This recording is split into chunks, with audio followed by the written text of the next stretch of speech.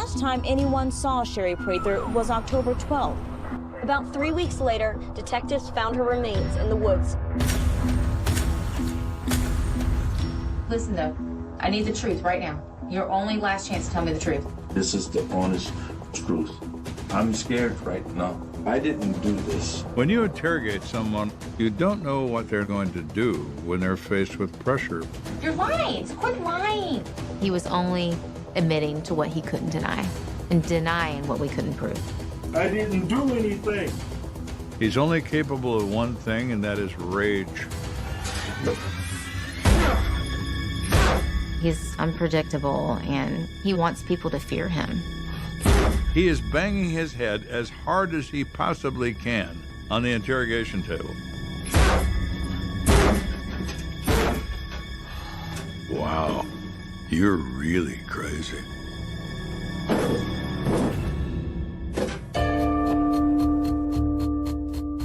I spent my career closing murder cases. But I'm not the only one who answered the call. It takes a rare breed to solve the unsolvable, to catch a ruthless killer, to find justice for the dead. That's what it takes to be an American detective.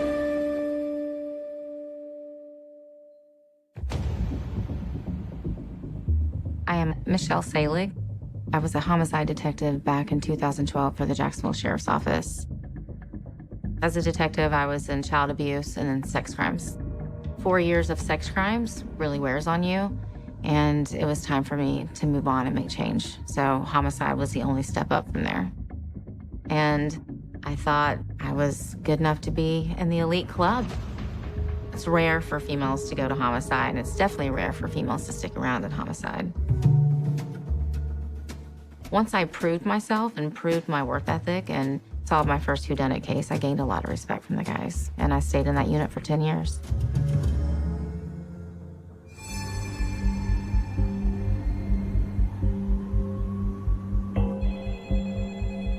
So in mid-November, I was just in the office working a normal day, and I got a phone call that missing persons detectives had been working a case for a little over a month of a missing woman named Sherry Prather.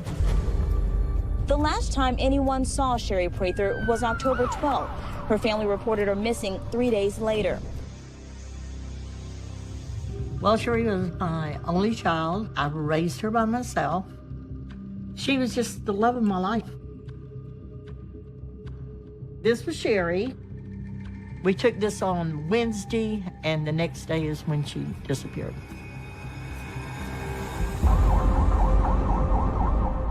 The missing persons detectives received a tip that Sherry's body was off of Braddock Road. So they called us out saying, hey, we just want to get y'all on board, so if we find her, you know, you've already stepped into the case.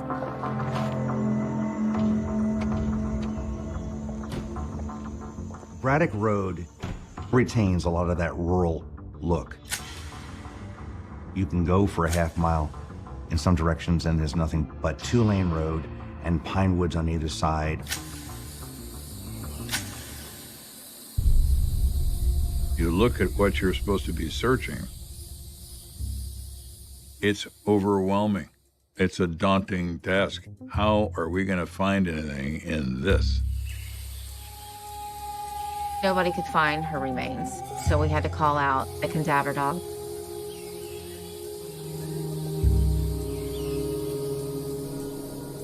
They thoroughly searched that area for several hours, and you begin to believe this is never going to happen. We're not going to find anything of value. And suddenly the dog alerts, sits down and barks. And then there's this skull shining in the middle of it all.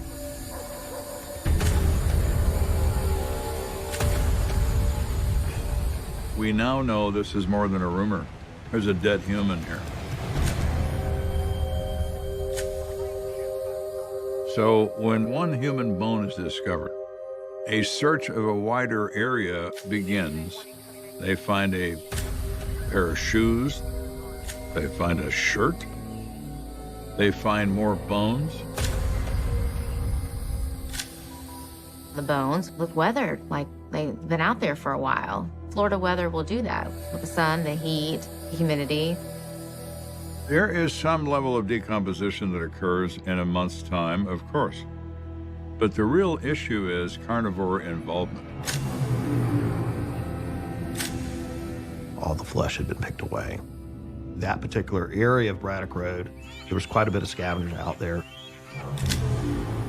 Matter of fact, a pelvic bone was found up in a tree where an animal probably skirted up the tree. So this is a tragic mess. So they have a collection of bones. Do they belong to Sherry Prather? Or is it someone else I don't even know about?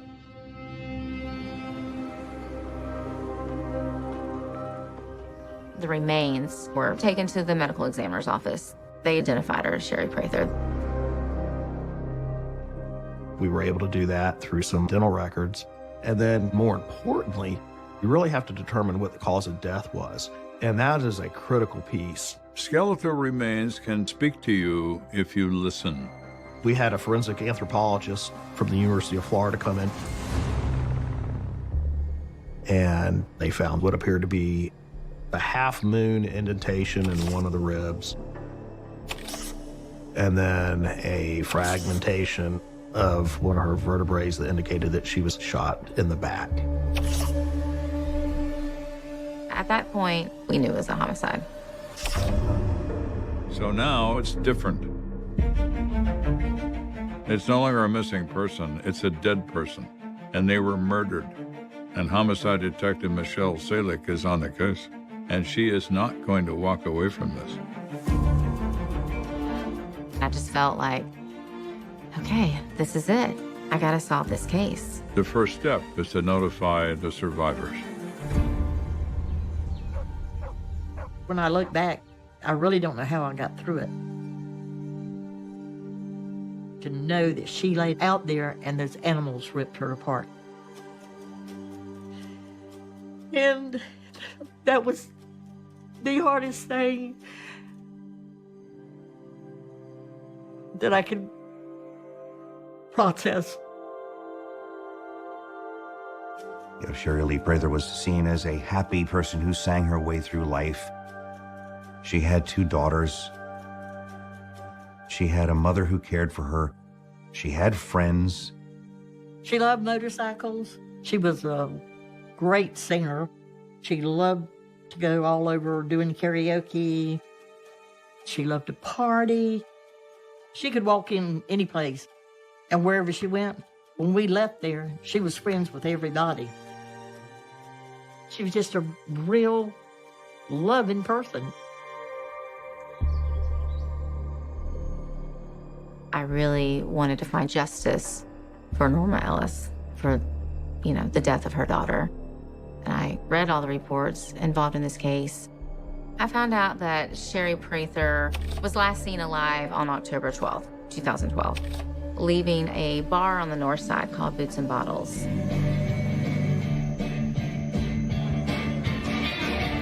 Boots and Bottles was known as a local bar, kind of like a pool hall. It had a reputation of being a little rowdy at times, sometimes guys riding motorcycles.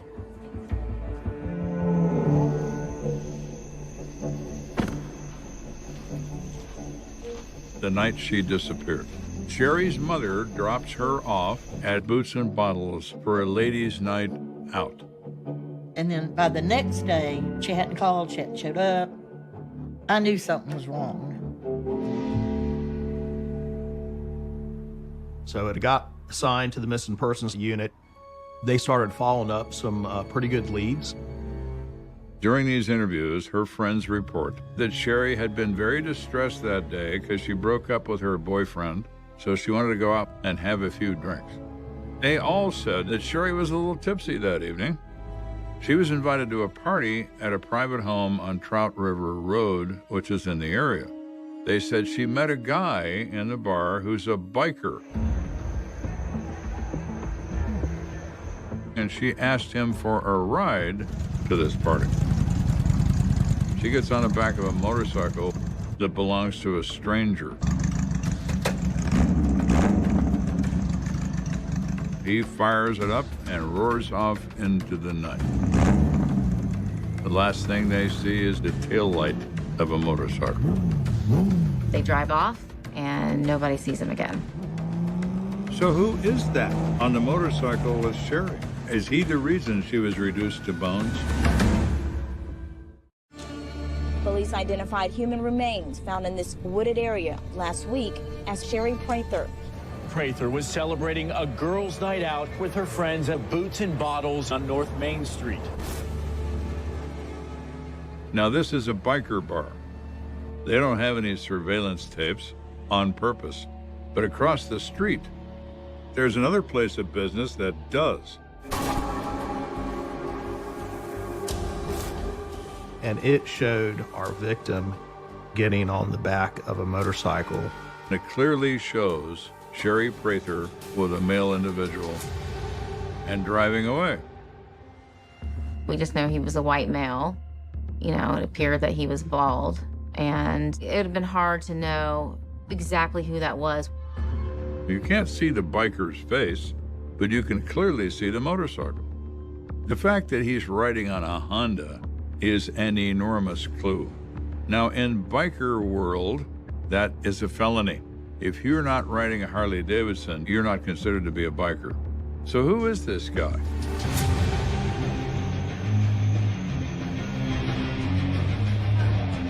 So Selig goes to visit the bar to determine if they can learn who the biker is that Sherry left with.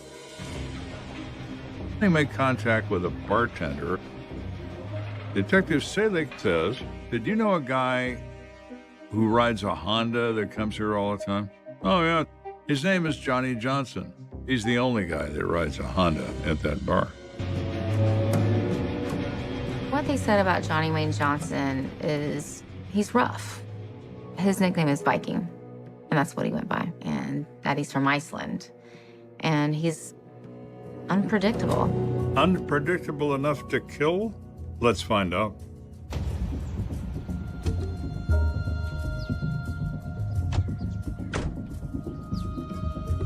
So they track down the Icelandic Viking, and by all accounts, he is true to his name. He's a white male, pale, red beard. He's a big man. He's very large. He looked like a Viking. He should have had a hatchet or a warhammer or something. He said his name in America is John Johnson, but in Iceland, his name is Magni Thorvaldsson. He speaks with an Icelandic accent. It is slight, but it is audible. He is asked, how did he meet Sherry? He's extremely cooperative. And he replies that it was that night at Boots and Bottles. Sherry said she needs a ride to a party on Trout River Road, so he agrees to take her there. He didn't deny that that was Sherry Prather on the back of his motorcycle. Viking says they drive to Trout River Road. They stop where this house is. Sherry says, let me go inside and talk to people, and then I'll get you in. He said she went inside this house. I saw people looking out the window. It was a little sketchy, so I didn't know if I was going to get robbed. And so I left, and I didn't see her again after that. The odds would say there was some encounter at this party that resulted in her untimely demise.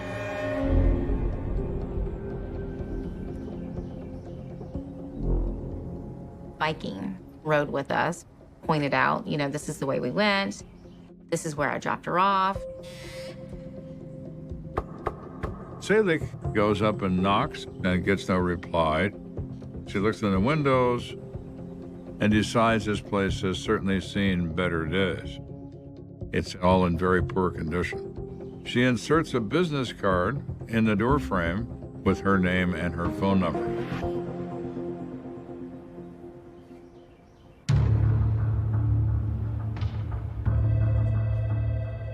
At that point, we had to find something else.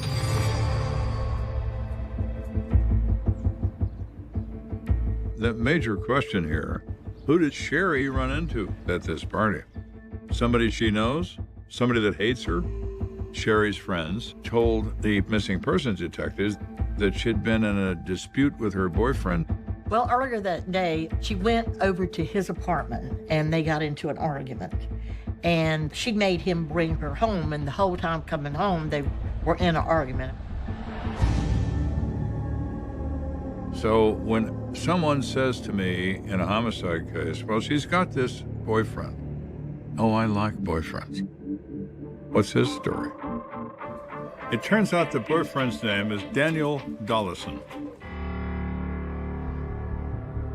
I didn't approve of him. He was real jealous of Sherry.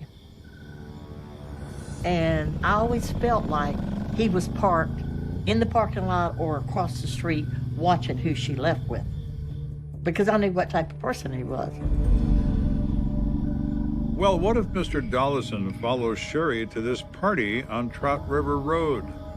And the argument continues with alcohol involved and maybe a gun? Could that work? Oh boy, yeah, it could.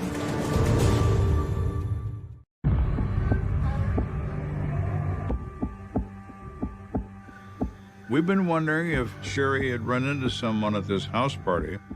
Could it have been her boyfriend, Daniel Dollison, that she ran into? And the arguments continued.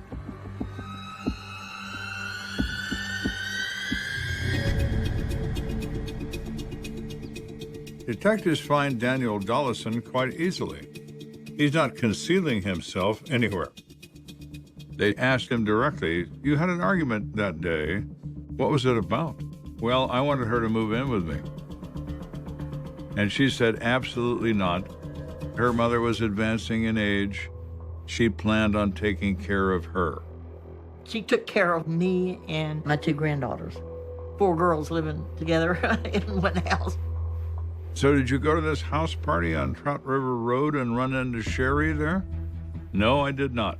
I went to my sister's house to talk about Sherry refusing to move in with me, and I spent the night there.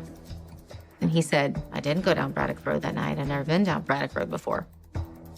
The alibi checks out completely. Dollison had nothing to do with her disappearance or her death. He loves that girl. Now he knows he will never see her again.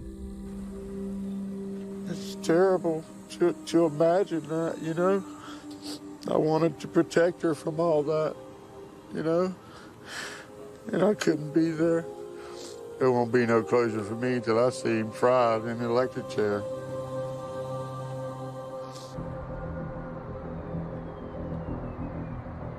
So Selig is back to square one. Where do we go now?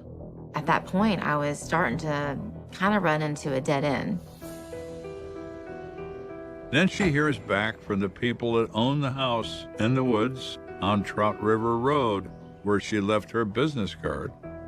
They were just, a normal mid-age, couple. They were back and forth because they were renovating the house. They've never had a party in that house. The place has never been broken into. They were kind of just taken back of the whole story of why I even called them. They never heard a motorcycle. They don't know anything about a Sherry Prather. 2 things become obvious to Selig after this meeting with these people. There's never been a party in this place, and the person who said there was is lying through his teeth, and his name is John Johnson, also known as Viking. The only possibility for Johnny to be lying is he's involved in her death. At that point, he was a potential suspect, for sure. So now, Selig has someone to refocus upon. All she knows about him is what he claims. He's Icelandic. He's 39 years old. His occupation is long-distance truck driver. I found out he spent time for a violent felony in Georgia.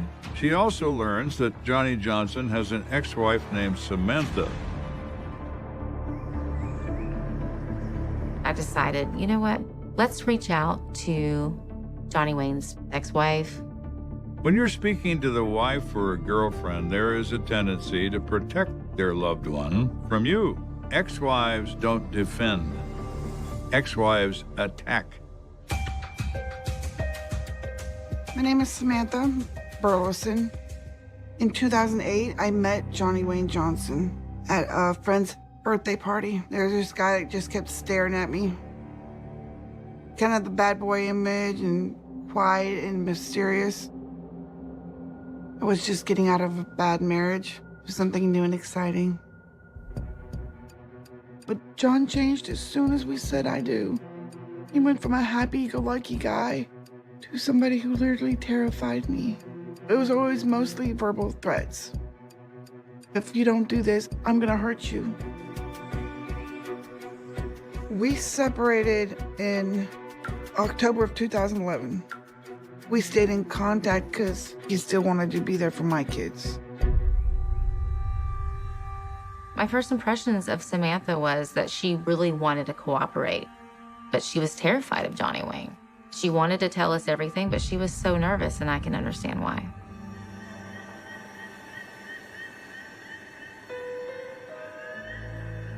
Sherry Prather went missing early morning of October 12th. Samantha Burleson told me a few days later, Johnny called her and asked to meet her at a park. He started asking me these weird questions. He goes, what would you do or how would you get rid of a person's body? I was just laughing and joking because I thought he was joking. He said, Braddock Road, that's where she's at. I was like, what are you talking about? Who's there? That's where she's at, but don't worry about it. I'm gonna take care of it. I thought he was full of I thought he was trying to scare me. Samantha says that Viking is a pathological liar. He can't help himself but to lie constantly to try to establish his persona as a mysterious and dangerous biker. Johnny Wayne thrives off attention from people, so he wanted attention. This guy kept building himself up to everybody that would listen. Hey, I'm a badass, don't cross me. I'm to be feared and respected. Samantha assumed it was another one of his fantasies. But when they found Sherry in the woods on Braddock Road, I did not, for the life of me, want to say anything. I was so scared. Like all homicide detectives, Selig wants to build the strongest possible case against Viking, so she comes up with a plan that has some promise. We asked Samantha to wear a wire and meet up with Johnny Wayne in hopes that he would, again, talk about what he did to Sherry Prather that night. That is an incredibly dangerous thing to do. This is a person she is admittedly afraid of, but she agrees to try this. I wasn't hesitant because Sherry had a family. She had people that cared about her. That's why I did what I did. She wanted to help so bad because she wanted him to pay for what he did. Viking is a little bit of a mechanic, so Selig tells Samantha to call and ask Viking to check out her truck to get the conversation started. I placed the wire in my bra. I kept worrying that he was gonna either find it or I was gonna lose it. I felt like everything was resting on my shoulders. It was just terrifying. So we have a plan in place to catch our man Viking into confessing to the crime of murder. Is it going to work? Well, we're about to find out.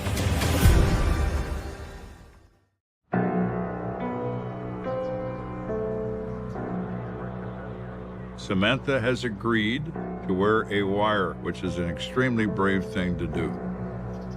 It was at his mom's garage at her house, and I was really hoping, like, okay, we're gonna get this guy. Having to wear a wire and confront somebody by yourself, you don't know if your next breath is gonna be your last, if they're gonna find out that you were wearing a wire and betraying them. It's terrifying. How you doing? The truck is whining really bad, John. Can you put more power steering fluid in? Yeah. All right. So when he takes a look at her truck, She subtly shifts the conversation to Sherry's murder. Okay, tell me the story. Nothing happened. I dropped her off on Trout River. But nobody's gonna ask you anyway. I said, you sure you're not in trouble, are you? He goes, just drop it. But what really happened? Right now, I don't want to really get into it until it's over with. You understand what I'm saying? Every time she brought it up, he would basically shush her and say, we're not talking about that. I just think he was starting to get paranoid. And all of a sudden, it dawns on his pea-sized brain that maybe me running my mouth was a bad idea. So Samantha breaks the contact. She tried her hardest. I mean, she really, really tried. When they thanked me for doing that, but I feel like I was letting the police officers down because I didn't get John to say anything on tape. I was disappointed in myself.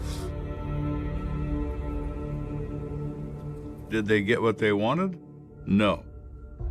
But Selig is determined to solve the death of Sherry Prather.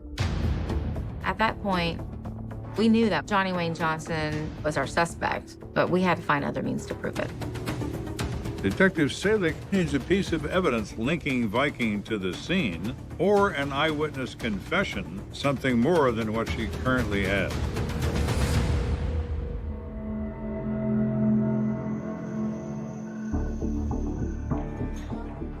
We just continued our investigation and followed up on every tip.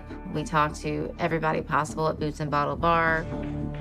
Selig becomes aware that Viking has a current girlfriend whose name is Chelsea Burton.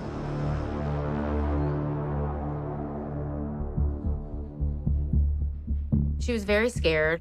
She was shaking the whole time we were talking to her. You can tell she didn't want to speak to us. Burton tells the same exact story and sequence of events that Viking told Selig. He had dropped off this girl from the bar at a party on Trout River Road, and he came home at 2 o'clock and he went directly to bed. So what does that do? That provides Viking with an alibi. She was just giving us enough information to act like she was cooperating, but just really not enough to do anything with. We were confident she knew more than she was telling us. So part of our strategy was, okay, they may not be willing to speak to us now, but this is going to be something we're going to need to come back to once, twice, maybe 3 times and re-interview these people. Detective Selig talks to everyone who's ever known or been associated with Viking. You're telling these people you're not going to go away. I didn't want to give up on this case. It's hard to know who is responsible for the death of somebody and not being able to put them behind bars. And I just wasn't willing to suspend the case and get rid of it.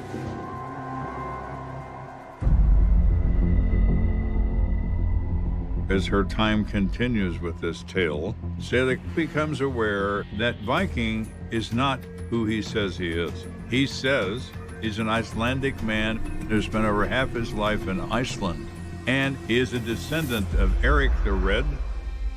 The reality is, you're not Viking, you're Johnny Wayne Johnson from the trailer parks of Jacksonville, Florida. He's never even been to Iceland. He doesn't even have a passport. And your Icelandic accent is bull. And that's how he was talking the whole time. Just like this. That's not really how he talks. Johnny wants people to fear him. He just likes himself to look bigger and badder. I think that gives him some self-power, that he intimidates people. He would talk about Viking gods and Thor. I mean, it was like the guy was living in a DC comic. The elevator didn't go up to the top floor with this guy. Johnny Johnson is a pathetic human being. He invents this persona. How sad is that? You are so disgusted by who you are, you want to be someone else. That's very disturbed.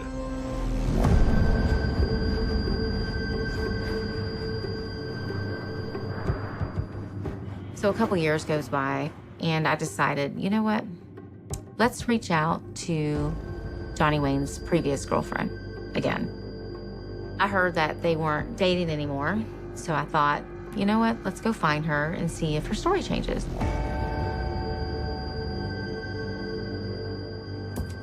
We made contact with her, and you would have thought the incident happened 5 minutes before we came there because she was shaking. It took a long time to get her on board and to gain her trust, but she ended up talking to us.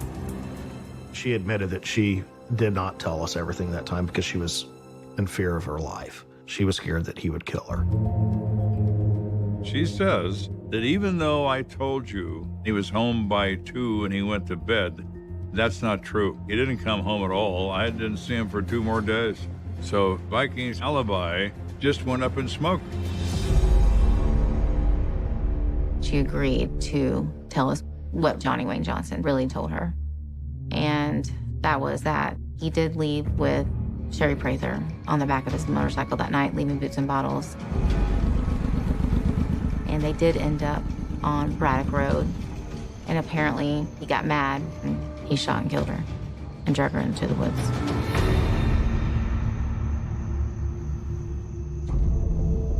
Chelsea says he forced her to go with him to Braddock Road to look for expended casings to recover them from his pistol.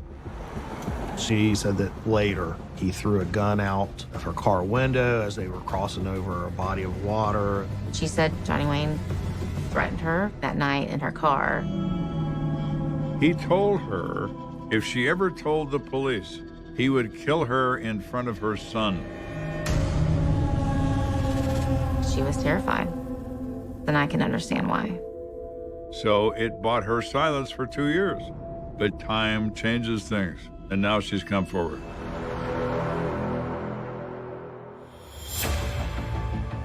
I'm really, really depending on her statement.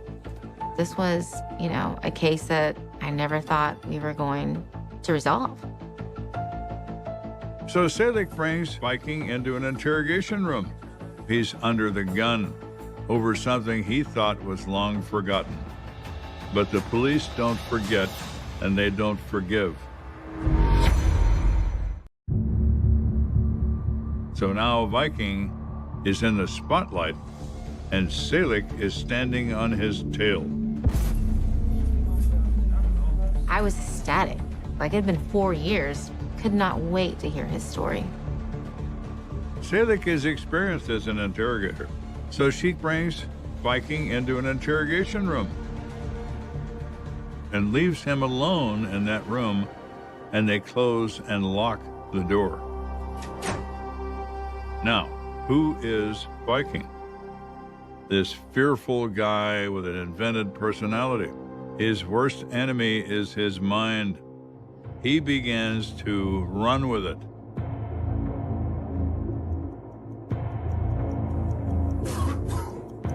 They leave him alone in that room for almost an hour. Viking looks like he's coming apart at the seams. He seemed nervous because he started dry heaving into the trash can.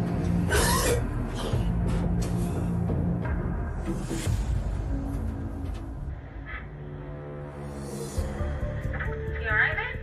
No, I'm so bad. I'm sick. You sick?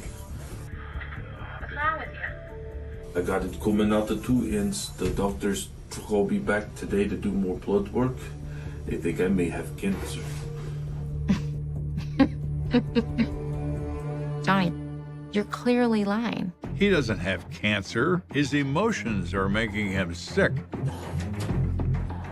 There are 2 different types of homicide suspects. There's the type that's gonna say F you as soon as you walk in the room. They ain't saying nothing. And then there's the type that wants to keep talking because they want to know what you have. Johnny, do you remember a detective talking to you 4 years ago about the girl that was missing from Boots and Bottles? Yes. And I said, hey, listen, we just kind of got to recount that story. And he kind of started telling the same story. So, Johnny, you never confessed to your friends that you killed this girl? She tells him, people you know and have trusted have told us you have confessed to this crime and how you destroyed your gun and threw it in the river. You're not being honest, Johnny, but you gotta explain your side of the story. And I have been. I dropped her off on Trout River. But you didn't. I did. You took her to Braddock Road. So initially, when Selig begins her interview with Viking, she's polite and she's nice, and then finally she moves to the next phase.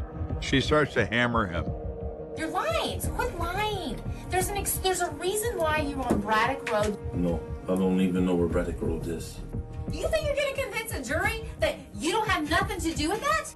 I wanted to call him out on his obvious lies with grace. I didn't do this. Well, who did? I don't know who did. He wasn't volunteering any additional information. He was only admitting to what he couldn't deny and denying what we couldn't prove. So all these people are lying on you? Yes. For what reason? Yes, I don't know. He denies everything, so she just ends it. It's over. Can I go home? No, you cannot. Why is that? Because I'm charging you with murder. I didn't do murder. Well, I'm charging you with it, and we can prove it, Johnny. After about 4 hours of being with Johnny Wayne, I left the room to start my paperwork for my arrest docket. And he stood up. And he violently just took his head and bashed his head into the table. Why does he bang his head on the table as hard as he does? I don't speak with an Icelandic accent, so therefore I have no idea.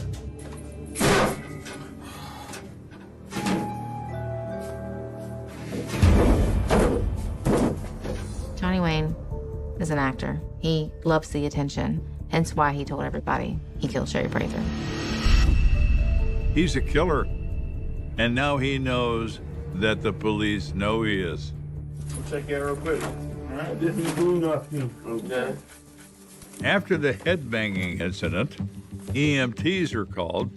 They examine him and make a decision he's probably going to be all right.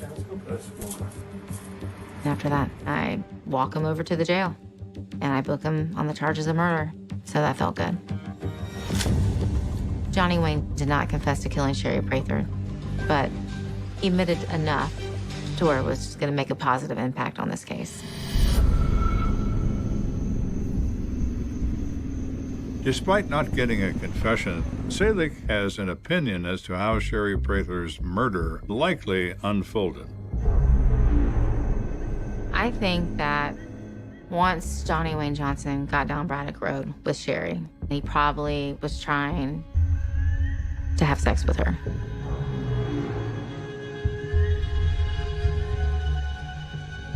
And she probably rejected him. Clearly, something goes wrong. What that is, no one knows. Something goes south.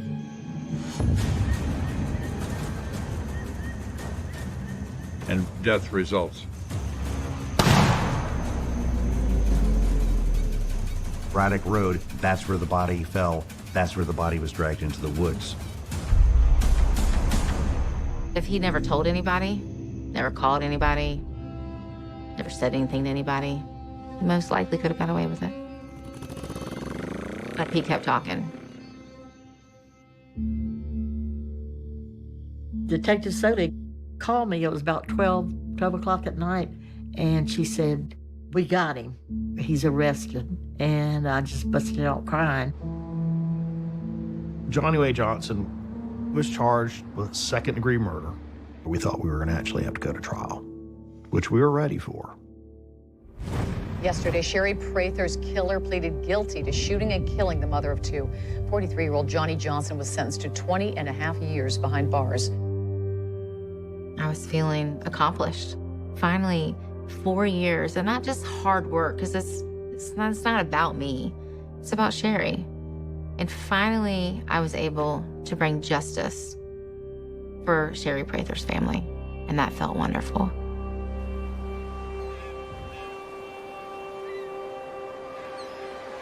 Sherry was just the love of my life. She was part of me, and like even now, I just feel like part of me's missing. This is what I have left for my daughter. There's a vial on the back and it has her ashes in it. And every time I look at it, the madder I get of what he did, and I wish I'd have killed him. 1,000 times I wish I had just went ahead and killed him. Prison's too good for him. For what he did. I just feel like he didn't completely lose in this case. I mean, Johnny's still going to be young when he gets out of prison. Are you going to be worried when he gets out? I'm not worried of Johnny Wayne Johnson. He doesn't scare me. Selig is your best homicide detective. Time doesn't stop her. Years don't stop her. Nothing stops her. She seeks the truth, and she finds it. On the next American Detective. She was last seen at 6:45 at night riding a purple bicycle. It's every parent's worst nightmare. Someone took her. Someone is trafficking her. Who lives in there, and what is his story? You're saying you killed before? Where could she be? Human beings are strange creatures. They kill for the most foolish reasons you can possibly imagine. They kill for money that will vanish like smoke. And they kill because their own minds spin a web of madness, so thick that truth cannot pierce it. I have spent a lifetime staring into the abyss of human nature, and let me tell you, it never ceases to amaze me how quickly a life can be snuffed out over absolutely nothing. Take Shirley Pierce. She was a 62-year-old Southern lady living in Rowan County, North Carolina, in a quiet, family-based community in Kannapolis. People who knew her said she was a ray of sunshine, so pleasant, so outgoing, and just beautiful. She was a mother, a grandmother to a little boy who was the apple of her eye, and after some hard years working in the accounting department at the Tuscarora Yarn Factory, she had finally found the true love of her life in a textile salesman named Chuck Reeves. They had been engaged for just a few months. They planned to live a good life together. But destiny has a cruel sense of humor, and those wedding bells would never ring. On July 23, 2013, at 9:40 in the morning, Chuck Reeves dialed 911. He went to Shirley's nice, quiet home and walked into an eerie feeling. He found blood on the floor, what he thought was powder, and then he found his fiancée in the bathtub with the water running over her motionless body. There was blood everywhere. When my fellow detectives arrived at that house, the smell of violent death was masked by something else, the sharp, stinging odor of bleach. The killer had tried to clean the scene, leaving bleaching patterns on the carpet, leading from the bedroom into the bathroom, and inside that tub lay Shirley. She had been attacked with a sharp object, suffering multiple stab wounds to her face and her neck. It was a ferocious scene. Blood had even dripped from the ceiling fan. My. This wasn't a random burglary. No forced entry. No drawers turned upside down. This was overkill, an explosion of pure, unadulterated rage. In our business, you always look at the person who found the body first. Chuck Reeves was devastated, but he was cooperative. He told us he spoke to Shirley the night before at around 8:15 p.m. She was supposed to dog sit for him, but mid-conversation, the line went dead. Drop calls were common there, so he didn't panic until he arrived the next morning, found the garage open but the door locked, used a spare key, and found the whore in the bathroom. We checked his hands. Not a scratch. You attack someone that viciously with a knife, your hands are going to get cut. Chuck's hands were clean, and his employer confirmed he was working out of town in South Carolina when the murder happened. So, Chuck is cleared. Then Shirley's daughter, Tracy, points us toward a ghost from the past, an old boyfriend named Richard. 10 years prior, Richard was abusive, threatened Shirley with a screwdriver, and she had to get a restraining order. We found Richard at a local pawn shop 15 minutes away. He was shocked. His hands were clean, and frankly, the man was in terrible physical shape, barely able to walk. He wasn't our killer. Then the telephone rings, and the case takes a sharp, bizarre turn. It's a shocker when you hear a spouse call in and say, "I think my spouse may have killed somebody." The caller was Irvin Johnson, the chief financial officer at Tuscarora Yarns, where Shirley worked. He was highly agitated. He told us he was certain his 61-year-old wife, Marlene Johnson, had butchered Shirley. Why? Because Marlene had spent years consumed by a dark, toxic obsession. Marlene came from wealth, grew up in Gastonia, and was a woman dressed to the nines, slender, elegant, and unused to being told no. But in 2003, Marlene suffered a severe nervous breakdown after a suicide attempt and never recovered. Her mind warped into a prison of extreme jealousy and paranoia. When Oyvind took the CFO job in 2006 and introduced Marlene to Shirley, Shirley casually called him honey and touched his arm. That was it. Marlene's antenna went up. Marlene became entirely convinced that her husband was having an affair with Shirley. There was absolutely no evidence of infidelity, but fact and reality mean nothing to a broken mind. Marlene hired private investigators, used drones to get aerial views of Shirley's house, tracked her grocery trips, and learned the schedule of her garage door. In 2011, Marlene's madness boiled over at a local restaurant. She showed up in black workout clothes, hiding her face behind a menu. When Shirley tried to leave with co-workers, Marlene moved like a gazelle, jumped on Shirley's back, grabbed her hair, slammed her around, and screamed, "I will kill you for fucking my husband." Shirley didn't press charges to save Irvin embarrassment, hoping a restraining order would suffice. Irvin eventually moved out, fearing for his own life, convinced Marlene would kill him next. We obtained a search warrant for Marlene's home and found her car parked at her attorney's office. In the trunk, there were cleaning supplies. Inside her house, we found Google Maps aerial photos of Shirley's residence and hours of surveillance notes, a picture of pure obsession. When Marlene sat in that interview room, she wore sunglasses, looking bored and completely uninvolved. You have to be kidding me. But her hands told the real story. She had a French manicure, and the tips of her nails were broken off, her fingers marred by fresh cuts. She had used those hands in a savage fight. The next day, the medical examiner found a critical piece of evidence during the autopsy. A broken knife blade lodged deep inside Shirley's neck. To snap a stainless steel kitchen knife inside a victim requires immense, terrifying physical force. Shirley had suffered excruciating pain for several minutes before she died. We didn't find the matching handle at Marlene's house, so we turned our attention to a man named Tim Connor, a motivational speaker and author who was Marlene's close friend.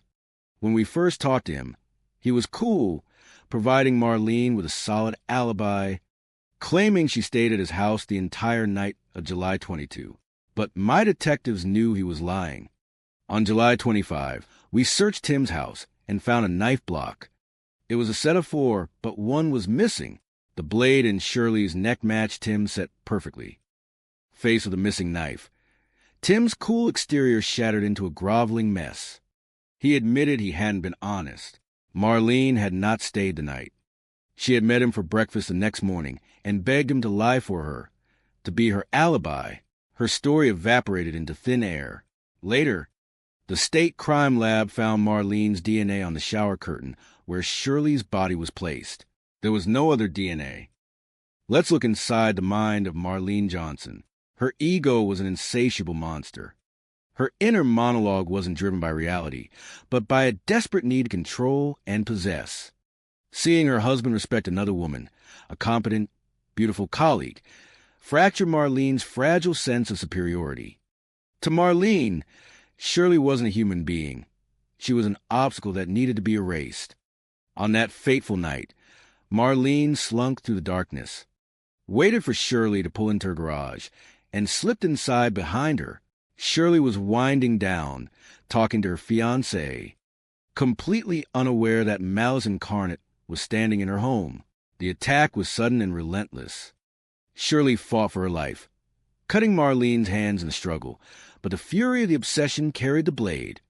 Once the deed was done, Marlene dragged Shirley into the tub, turned the water on, and frantically poured bleach over her own blood trails, thinking she could wash away her sins. In January of 2018, Marlene Johnson stood trial for first-degree murder. She sat there looking demure, highly professional, acting as though she were completely untouchable. But when the clerk read the verdict of guilty, her facade shattered. Marlene let out an audible gasp and collapsed onto the courtroom floor. She was sentenced to life without parole. She will spend the rest of her days behind bars, living off tax money, while Shirley Pierce lies in a grave because of a phantom affair that existed only in the twisted mind of a coward. Now, if you think that is the only way a mind can break, let me take you down to St. Petersburg, Florida. It is a beautiful city on the water, a sleepy town for retirees that has exploded with growth. On Yellow Pine Drive, inside a mobile home community, stood a trailer that had fallen into foreclosure. On May 9, 2005, an independent contractor named Jason McCain and his son arrived to clean it out. The neighbor told them nobody had lived there for 8 or 9 months. Inside, the cleaners found a home frozen in time. A half-undecorated Christmas tree stood in the hall. Calendars and personal items were strewn about as if someone had just dropped everything and fled. But there was something else. The house was littered with stand-up dial air fresheners, boxes of baking soda, and little cardboard car fresheners hanging in closets and counters. The odor was foul, and as they approached the final bedroom where the door was shut, the stench became overwhelming. On the bed lay a mattress with several heavy blankets piled on top. When the cleaners tried to lift the blankets, they couldn't. The fabric had stuck to the mattress like Velcro coming apart. They dragged the heavy mass to the floor, and the plastic wrapping tore open, revealing a human leg and 5 toes. When the police arrived, the body was so severely mummified and decomposed that you couldn't tell the sex or the race. It had been rotting under those sheets for months. Records showed the home belonged to 2 sisters, Barbara Burns and Deborah Burns. Both were missing, along with Barbara's van. To understand how a body ends up rotting in a foreclosed trailer, you have to look back 40 years into the lives of these 2 women. Barbara Burns was born in 1951, the eldest daughter in a blue-collar family. In 1964, her youngest sister, Debbie, was born.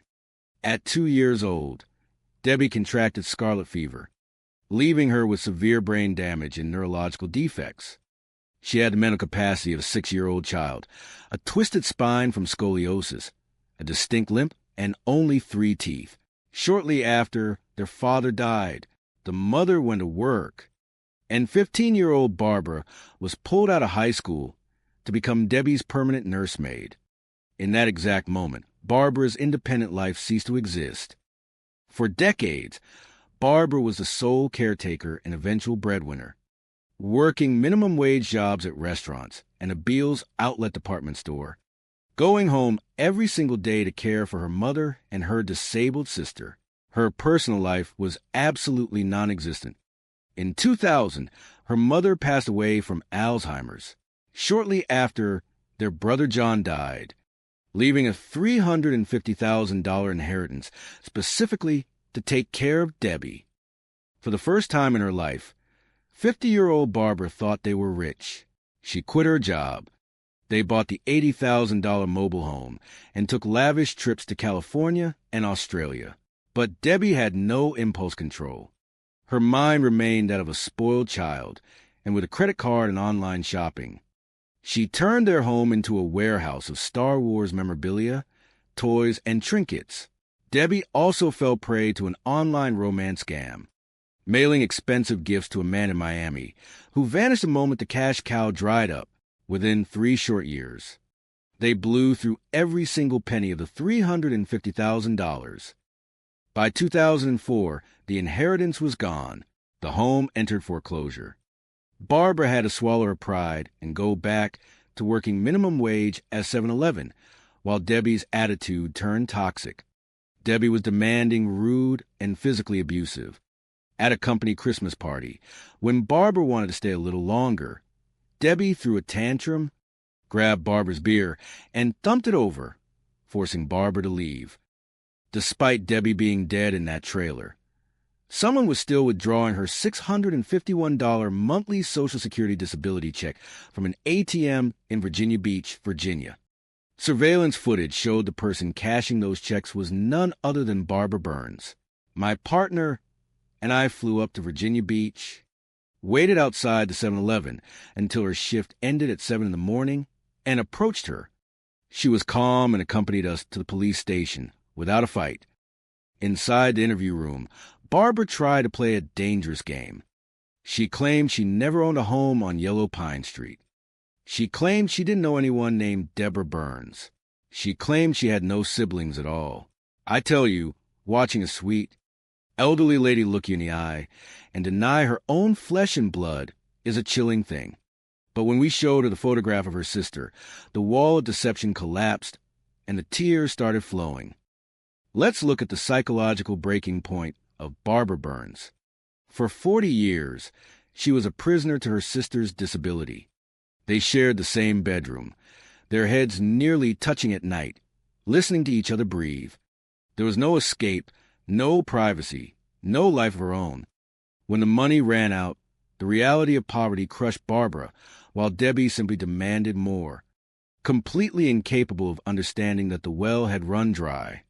On August 14, which was Debbie's 40th birthday, they went to a restaurant and argued bitterly about finances. Back home, it escalated into a vicious fistfight. Debbie finally went to bed, but Barbara sat in the living room, her mind fracturing under the weight of an endless, suffocating cycle. She looked at the future and saw nothing but decades of abuse, poverty, and thankless servitude. She decided she was not going to go through it again. Barbara walked to the dresser, picked up a .38 caliber revolver she had bought for protection, walked to the bed where her sister was snoring, placed the barrel against Debbie's forehead, and pulled the trigger once. After the fatal shot, Barbara didn't flee immediately. Panic and denial took the wheel. She wrapped her sister's body in towels, sheets, and plastic bags. For 6 agonizing weeks, Barbara continued to live in that trailer alongside her sister's decomposing corpse, placing air fresheners and baking soda in every corner to fight the inescapable stench of death, trying to pretend everything was normal. In October, she finally abandoned the trailer, left her van at a Greyhound station, and took a bus to Virginia Beach, fleeing to the only place where she had happy childhood memories. She confessed to everything on tape.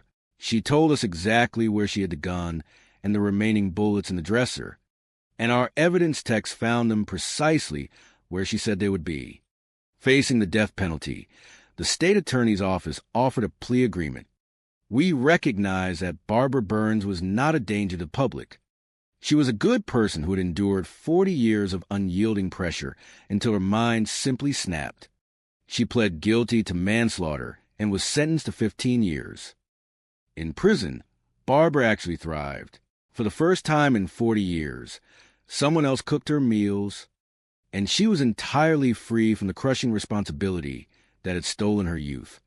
She served 12 years with good behavior and was released in 2018, moving back to St. Petersburg. 2 women, 2 vastly different murders. Marlene Johnson killed out an arrogant, poisonous obsession born of an inflated ego. Barbara Burns killed because she was pushed into a dark, inescapable corner by the tragic circumstances of life until she could no longer breathe. Sometimes the world creates a devil, and sometimes it simply creates a breaking point. It is a crazy world, my friends. Keep your eyes open. We are in LaGrange, Georgia. The date is February 4th, 1991. It is a picturesque small town, far removed from the frantic pace of Atlanta. People know their neighbors here. They trust each other, or at least they think they do. At approximately 12:30 in the afternoon, an emergency call comes into the dispatcher. The caller is a woman named Priscilla Matula. She is 41 years old. She tells the operator that her mother's home has been burglarized and that her mother is badly hurt. The mother is Margaret Abernathy, 66 years old.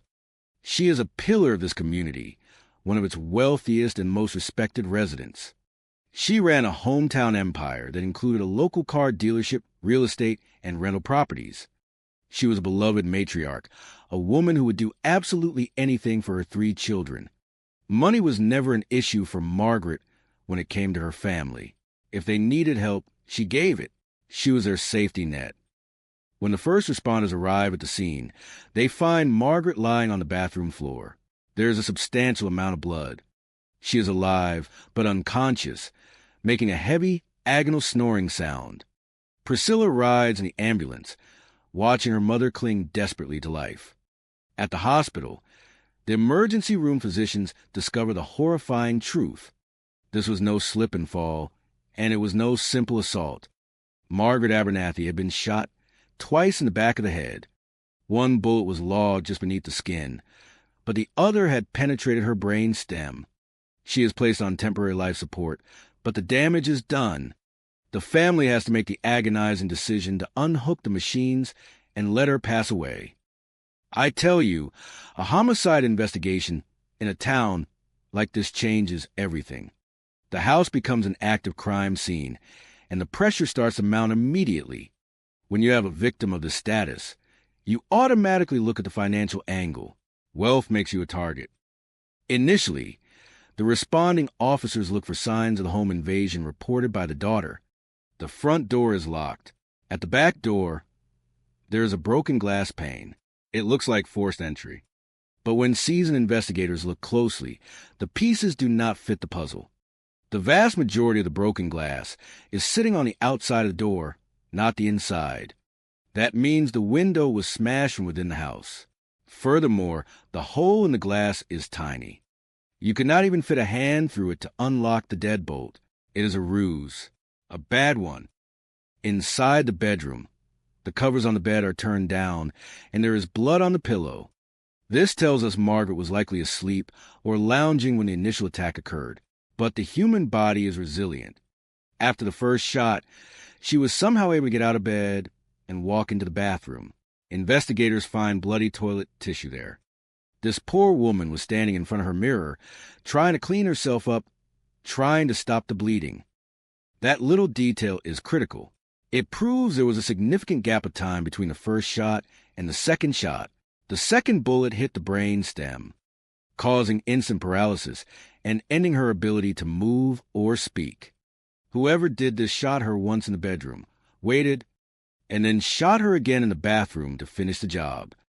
The drawers in the bedroom are open, with items neatly placed on the floor. Now, I have seen 1,000 burglaries in my time. True burglars do not tidy up after themselves.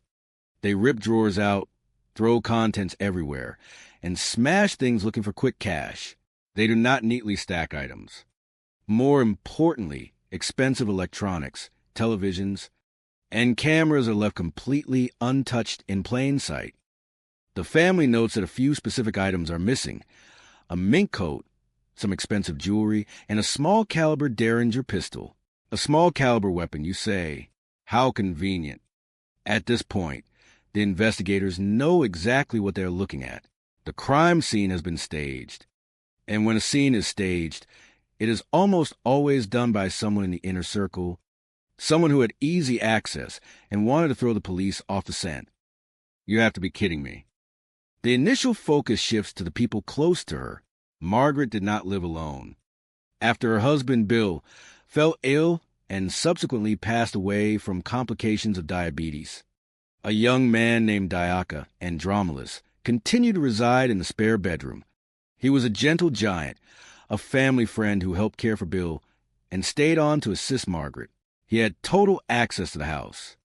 When detectives try to locate him at Johnson Motors, the dealership where he works, his supervisor says he took lunch at 11:30 and disappeared. He is nowhere to be found. But a few hours later, Diaka returns to work. When detectives interview him and break the news of Margaret's death, he breaks down completely. He is inconsolable. He loved her like a grandmother. He explains his sudden disappearance with a simple truth.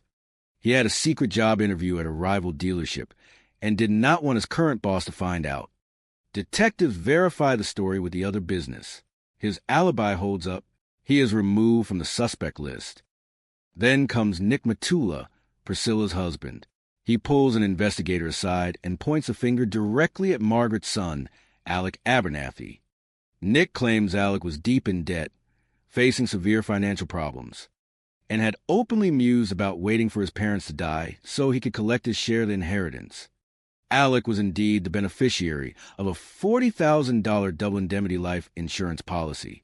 It is a solid motive, but when detectives check his whereabouts, an employee named Linda Frazier confirms Alec never left the family dealership that morning until he was summoned to his mother's house after the discovery.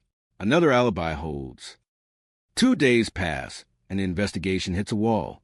But in a small town, secrets have a way of bubbling to the surface. On February 6th, an anonymous call comes in from an employee at the Bank of Troup County. The caller states that on the preceding Saturday, just 2 days before her murder, an incredibly distraught Margaret Abernathy came into the branch. She was physically agitated, her blood pressure was skyrocketing, and she was absolutely adamant about removing her daughter, Priscilla Matula, from every single one of her business accounts. She wanted to strip her of all authority to write checks or make decisions. The bank did not have the necessary personnel to process the changes on a Saturday, so they told her she had to return on Monday morning to finalize it. Margaret agreed, promising she would be back first thing Monday. She never made it. Suddenly, the spotlight turns directly onto the grieving daughter. Detectives bring in a financial expert from the Georgia Bureau of Investigation to audit the business records. What they find is an absolute mess. Margaret had been incredibly generous, putting up her own home and a $130,000 certificate of deposit as collateral to help Priscilla and Nick buy their own dealership. But Priscilla was a terrible businesswoman. The business was drowning in the red. To keep the illusion of a positive cash flow, Priscilla had engaged in a massive check-kiting scheme to the tune of $20,000 to $30,000. She was writing bad checks back and forth between different banks, taking advantage of the 5 days it took for checks to clear in those days. She was robbing Peter to pay Paul. She was even logging vehicles as sold when they were still sitting on the lot, fabricating profits out of thin air. Margaret had clearly discovered the deceit. She confronted her daughter and told her the free ride was over. The financial lifeline was being severed on Monday morning. If Priscilla was removed from those accounts, her dealership would collapse. Her husband would be ruined, and she would be left completely destitute. The creature inside Priscilla came out. She was desperate, and desperate people do monstrous things. She knew she had a ticking clock. She had to stop her mother before the bank opened on Monday. Investigators go back to Priscilla's original statement. She had provided an incredibly detailed timeline of her morning. She claimed she left for work around 7:20, got stuck behind school buses, went to the post office, saw a long line, drove around the block 3 times, and went back to work. When a suspect gives you that much unsolicited detail, it is because they are trying to construct a narrative. They are trying to force you to believe an alibi. The narrative crumbles fast. Detectives canvass the neighborhood. A convenience store clerk places Priscilla down the street from her mother's house shortly after 7 in the morning. She lied about her location. Then, a woman viewing a rental property directly across the street from Margaret's home spots Priscilla's vehicle. A Jeep Premier parked in the driveway between 10 and 10:30 that morning. While inside the rental home, the witness hears what sounds like a gunshot echoing from across the street. In rural Georgia, gunfire is not unusual, so she thought nothing of it at the time. Linda Frazier, the office manager at the dealership, reveals that Priscilla returned to work after 10:30 and suddenly became hyper-focused on her mother. She kept asking if Margaret had called. She tried calling Margaret repeatedly, putting on a show of intense worry for the benefit of the office staff. At lunchtime, Priscilla announced she was going to check on her. Linda, sensing something was wrong, offered to go with her. Priscilla flatly refused, insisting she go alone. Minutes later, the 911 call is placed. On February 12, 1991, Priscilla Matula is placed under arrest. During her interrogation, she is completely stone cold. When asked about the murder of her own mother, she simply refuses to acknowledge the questions. She shuts down. When asked about the fraudulent finances, she arrogantly claimed she had the authority to handle the accounts however she saw fit. The state's case is almost entirely circumstantial.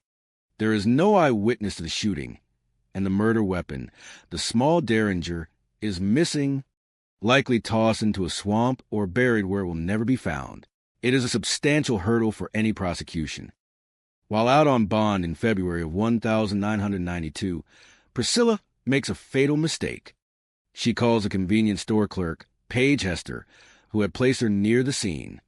Investigators, tipped off ahead of time, tap the phone line.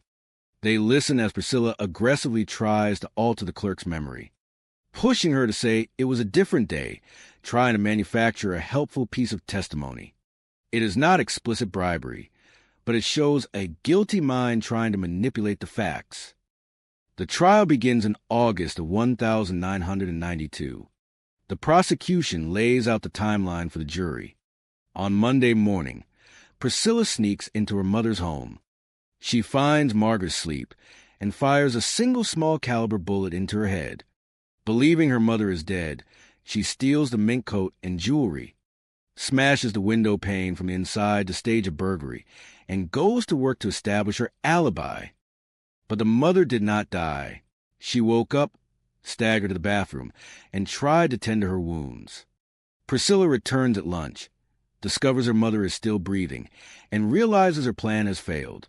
Instead of calling for medical help, instead of saving the woman who raised her, she stands over her on the bathroom floor and pulls the trigger a second time, delivering the fatal shot to the brain stem.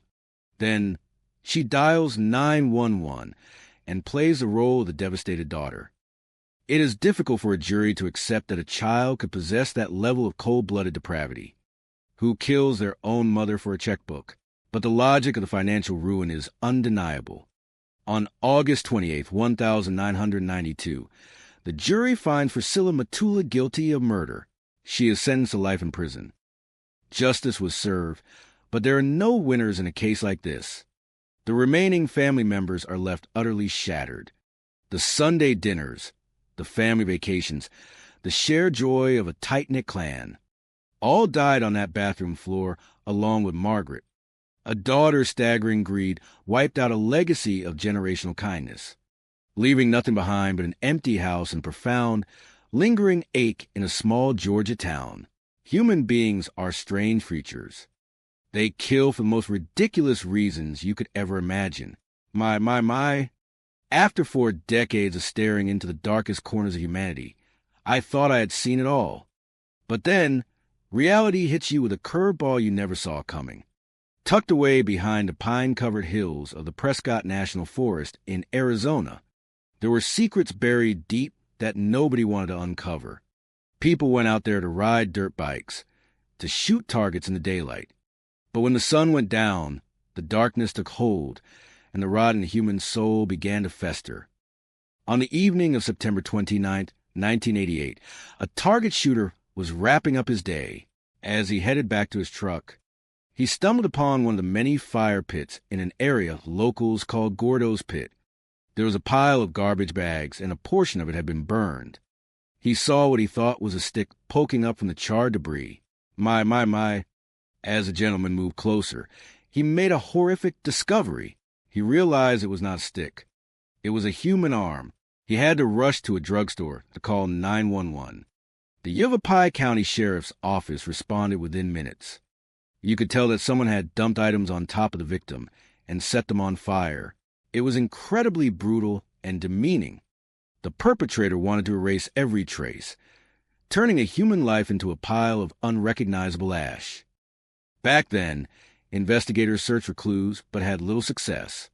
We did not have the sophisticated DNA tools in the late 80s that we have now to tell us something in a lab within minutes. It was hard to discern whether this was a murder site or just a dump site. The autopsy only documented homicidal violence. But the medical examiner could not determine the exact cause of death because the body was too badly damaged. He did note heat kill fly larvae, which meant that from the moment the victim died until the killer decided to light that pyre, a significant amount of time had passed. This suggested she had been killed somewhere else and brought there later. Through dental records, the authorities finally identified this poor soul. It was Pamela Pitts. She had been missing since the night of September 16th, 1988. 13 days. 13 days of her family hanging on to hope, only to be met with a tragedy that would choke the breath out of you. When the police arrived at the home of her father, Paul, that evening to deliver the news, his world shattered. Pam was a wonderful kid, a vibrant teen with a bright smile and a zest for life. She was the oldest of four, a mentor, a sidekick, a guide for her siblings. At 19, she was ready to leave the nest, moving in with a new friend named Shelley Norgard during the summer of 1988. Shelley was an awkward 18-year-old with a mysterious past, seemingly haunted by abandonment issues following her parents' divorce. Her father was a strict, stern taskmaster, and Shelley made it clear she would do anything to avoid moving back in with him if Pam ever decided to leave. To make ends meet, Pam got a job at a local restaurant, dreaming of beauty college. She was artistic. By August of 1988, she had reconnected with an old flame, Bobby Kitchener. Her life was heading toward a bright future when she vanished without a trace on September 16th. Shelley called Bobby, claiming Pam had taken off and not come home. At first, Paul wasn't concerned, but when she failed to show up for work on Monday, he knew something was wrong and called the police. When the horrific truth surfaced about Pam's body being burned, the only question was, who could do this? You always start with the inner circle. Paul later discovered a troubling detail. Pam's car was at home the entire time. Her purse and personal belongings were still there. Yet, Shelley never pointed that out to him. You have to be kidding me. If someone you live with disappears and leaves all their belongings behind, you do not just skip over that detail unless you are hiding something. It turned out their friendship had been souring over money. Rent wasn't being paid. And Pam had told her father she was ready to move out because she didn't trust Shelley, who was known around town for spinning tales and lying. When detectives sat down with Shelley on October 5th, she spun a long, rehearsed alibi. She claimed after work she went to get her boyfriend, Ray Clerks, met friends at Jack in the Box, went to watch a movie, and drove around until the early morning hours. When they questioned Bobby Kitchener, his alibi was solid. He had been at work after seeing Pam at the courthouse square. Then they brought in Ray Clerks. He claimed he didn't know what Shelley did after 11:30 because that is when she went home. When detectives pushed back, saying Shelley claimed she got home at 2:30, Ray stumbled, blamed the passage of time, and shut down, saying he was done talking to the police. The suspicion grew when Shelley's friends revealed something chilling. On the night Pam vanished, Shelley was angry, hunting for her, claiming Pam was responsible for everything wrong in her life. Worse, Shelley had been known to brag in the past about how to get rid of a body, making someone a missing person, then either burning them or dropping them in a mine shaft. I tell you, killers often love to boast about their work before they even commit it. Shelley's psyche reflected a profound hatred, a fragile ego that wanted to destroy anyone she deemed the source of her pain. Police searched the apartment but found no physical evidence, no DNA, no struggle. As the investigation stalled, wild rumors about satanic cults began to spread, fueled by the fact that police had broken up a party at Gordo's Pit the night Pam went missing. But those rumors were just that, rumors, and they eventually fell apart. By the summer of 1989, a lead emerged involving a fight between a girl named Melinda Perry and Pam. The theory was that Melinda, fueled by rage, had finished Pam off at the fire pit. Melinda was brought in, denied the fight, and provided an alibi at a motel. Under pressure from a grand jury, she gave inconsistent statements and was charged with perjury. After 2 years of legal battles, the charges were dropped because her whereabouts that weekend were verified. She left for Nevada and the case went cold. 3 years, then more, the file gathered dust. Then, on May 25, 1991, a shocking discovery dragged the case back into the light. Students exploring a cave found a vertical mine shaft. Hanging there on some lumber was a body wrapped in a waterbed liner. An autopsy revealed he'd been shot in the head and had been decomposing for weeks. Dental records identified him as Ray Clerks, Shelley Norgard's boyfriend. He had been reported missing 3 days prior when he failed to show up for a wedding in California. Ray was a responsible young man, training to be a pilot. Detectives realized the pattern immediately. This was the second roommate of Shelley's to go missing and turn up dead. Look at the psychology of it. 2 individuals, Pam Pitts and Ray Clerks. Both decided they were leaving Shelley Norgard, physically and emotionally, and she could not handle that. The abandonment issues of her past transformed into the murderous rage of her present. This time, Shelley couldn't run. Investigators found her fingerprint on a flashlight at the mine shaft.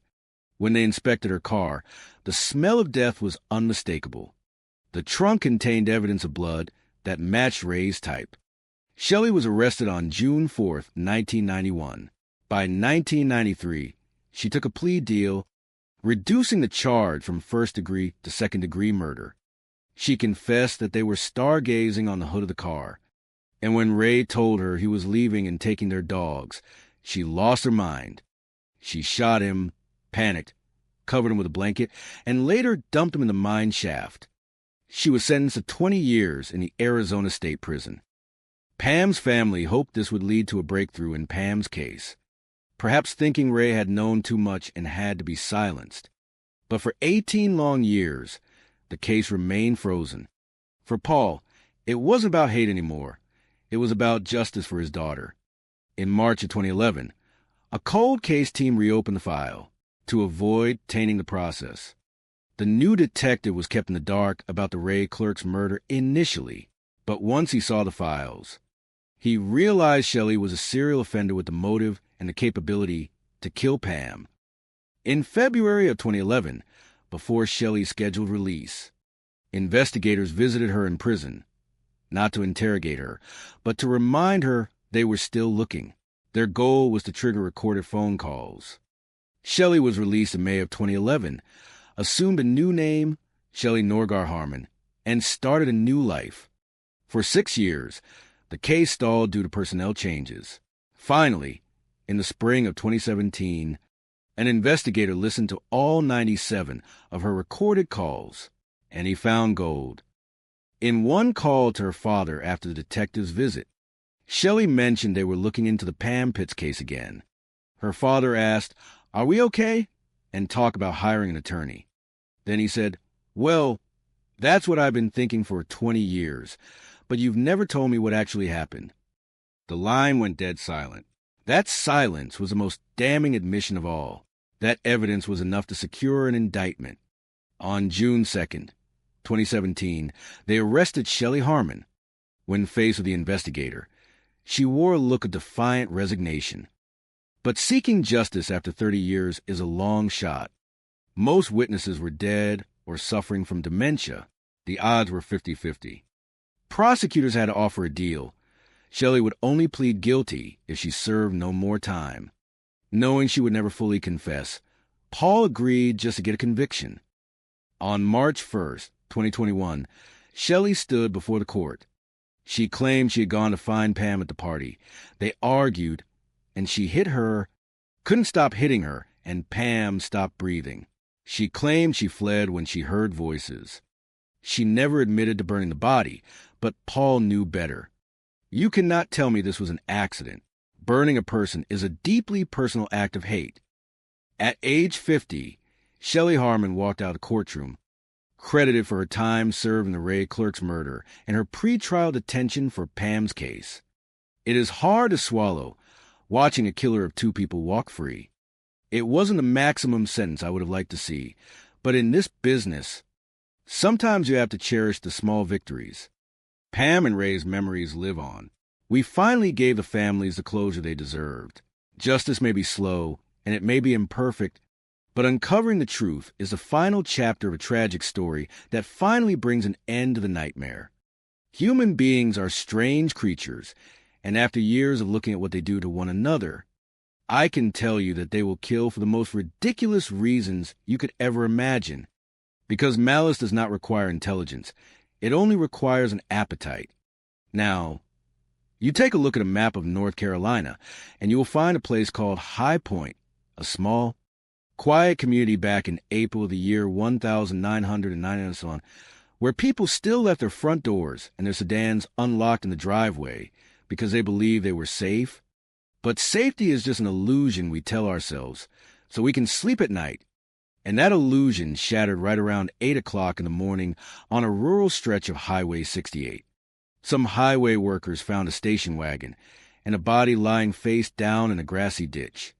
And when the Guilford County Sheriff's Major Tom Shepard arrived, he realized the 45-year-old victim was a man he had known almost his entire life, a fellow named Fred Brown, who was a truly nice guy, an Army veteran who had served his country bravely during the tumultuous Vietnam War, a college graduate from Fort Sill, Oklahoma, who had become an economics professor at the local community college, where everyone loved him.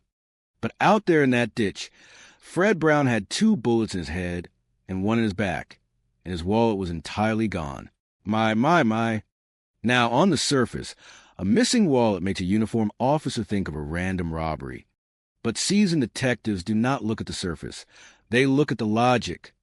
And there was a footprint squarely on the back of Fred's shirt, meaning somebody stood directly over this man and executed him while he was already down on the ground, which is not how a nervous street thief behaves, because a robber wants distance and a quick escape, while this was precise, calculated, and deeply personal.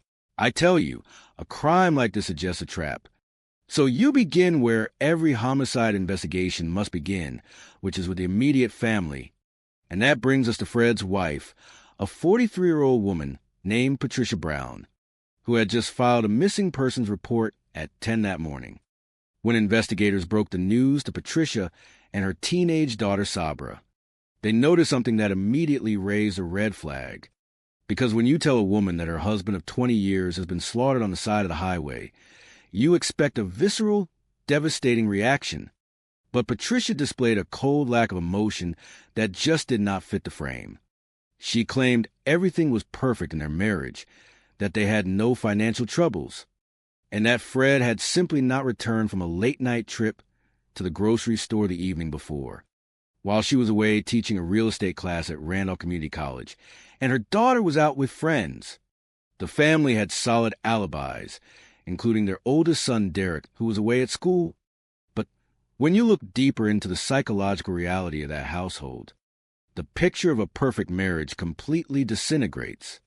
You see, Patricia had grown up poor in Oklahoma, with a single mother and her younger sister Sheila, and she always viewed Fred as her white knight, the steady, reliable soldier who would rescue her from poverty. But after Fred retired from the military in 1988 and they settled in North Carolina, Patricia's health began to fail, leading to major open-heart surgery in the year 1990. That medical crisis did something profound to her mind, leaving her feeling broken, vulnerable, and terrified of losing her grip on the comfortable life she had fought so hard to achieve. So she sought comfort in an unconventional obsession, filling her upscale home with 50 or 60 exotic birds that squawked constantly and drove her husband absolutely crazy. Fred wanted to appease his recovering wife, so he funded expensive home renovations, a special bird room, a hot tub, and a privacy fence. But they were living far beyond their means, and their life savings were flying right out the window. The internal tension in that house became a toxic environment, so much so that their former housekeeper quit, because she could no longer stand the way Patricia would screamingly curse and berate Fred, while Fred, a deeply religious man who refused to consider divorce, would never argue back, choosing instead to suffer in silence. The psychological weight of this financial ruin and marital rot turned Patricia from a desperate woman into a cold mastermind, because she looked at her husband and no longer saw a white knight. She saw an obstacle to the lifestyle she envisioned, a piece of property worth more dead than alive. In fact, the financial anxiety was so severe that Fred had walked into the office of his colleague Kenda Vaughn months before his death, looked him dead in the eye, and said point blank that he would not be surprised if Patricia took a contract out on him, because his family would be better off with him dead. You have to be kidding me. A man predicts his own execution because he understands the dark, volatile nature of the woman sharing his bed. Yet the investigation went completely cold for about 6 months because there was no physical evidence connecting Patricia to the trigger, allowing her to collect the state insurance money, sell off family land, and move back to Alabama with a couple $100,000 to open a pet business called Sassy's Pets, where she could live out her twisted dreams surrounded by her precious birds. But justice has a way of being patient, and 3 years later, on July 13, 1994, a call came from the police department in Reading, Pennsylvania, because a woman had discovered 2 envelopes left behind by her deceased father, a career criminal named Leroy Wetzel, with instructions stating they were to be opened only when he died.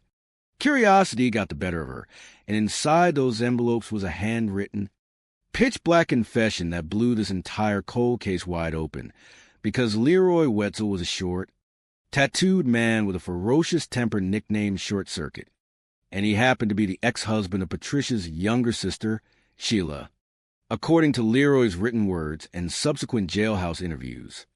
Patricia had called her sister Sheila back in 1990, complaining about Fred being a tightwad, and asked if she knew anyone who could eliminate him for a payment of $30,000, which Patricia promised to pay out from a $250,000 life insurance policy she expected to receive.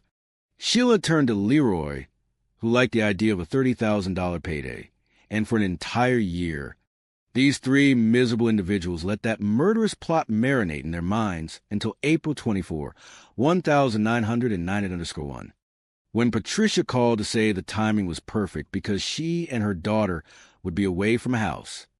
Leroy drove up to High Point with a .22 caliber pistol, removed the ignition coil from his own car on Gallimore Dairy Road to simulate a breakdown, and telephoned Fred's house at 9:30 in the evening to beg for assistance. Fred, being the decent, helpful soul that he was, drove out to help his brother-in-law, and as they both stood looking under the hood of the car, Leroy walked to the back seat, pulled out the firearm, and told Fred that his own wife wanted him dead.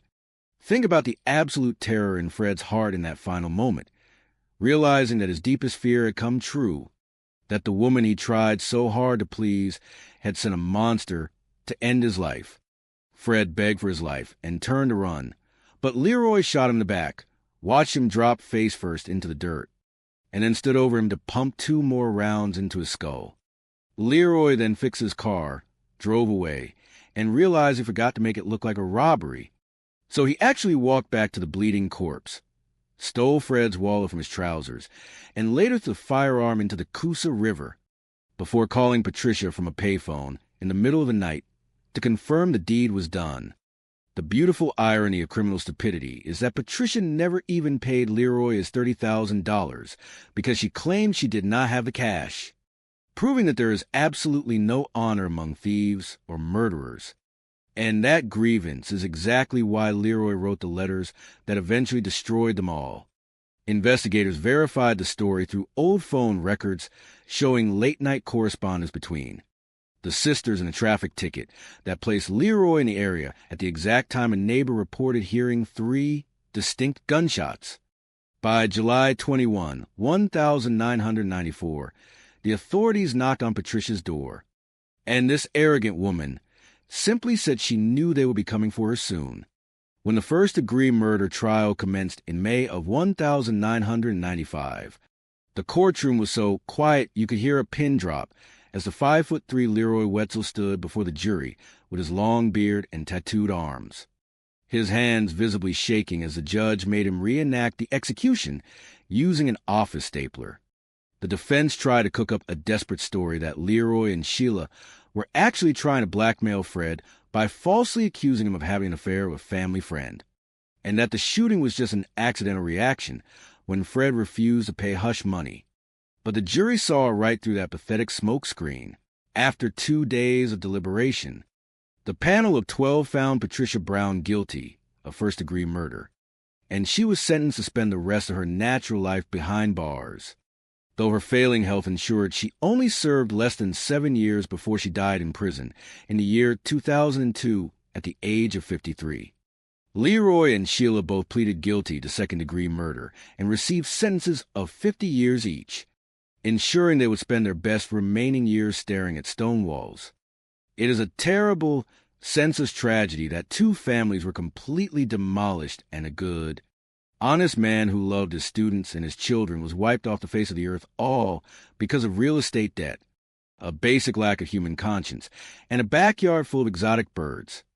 Patricia Brown thought she could orchestrate the perfect escape from her financial misery, but in her greed to secure her own freedom, she ultimately clipped her own wings and ensured she would die in a cage, which is exactly where she belonged, involving Pamela.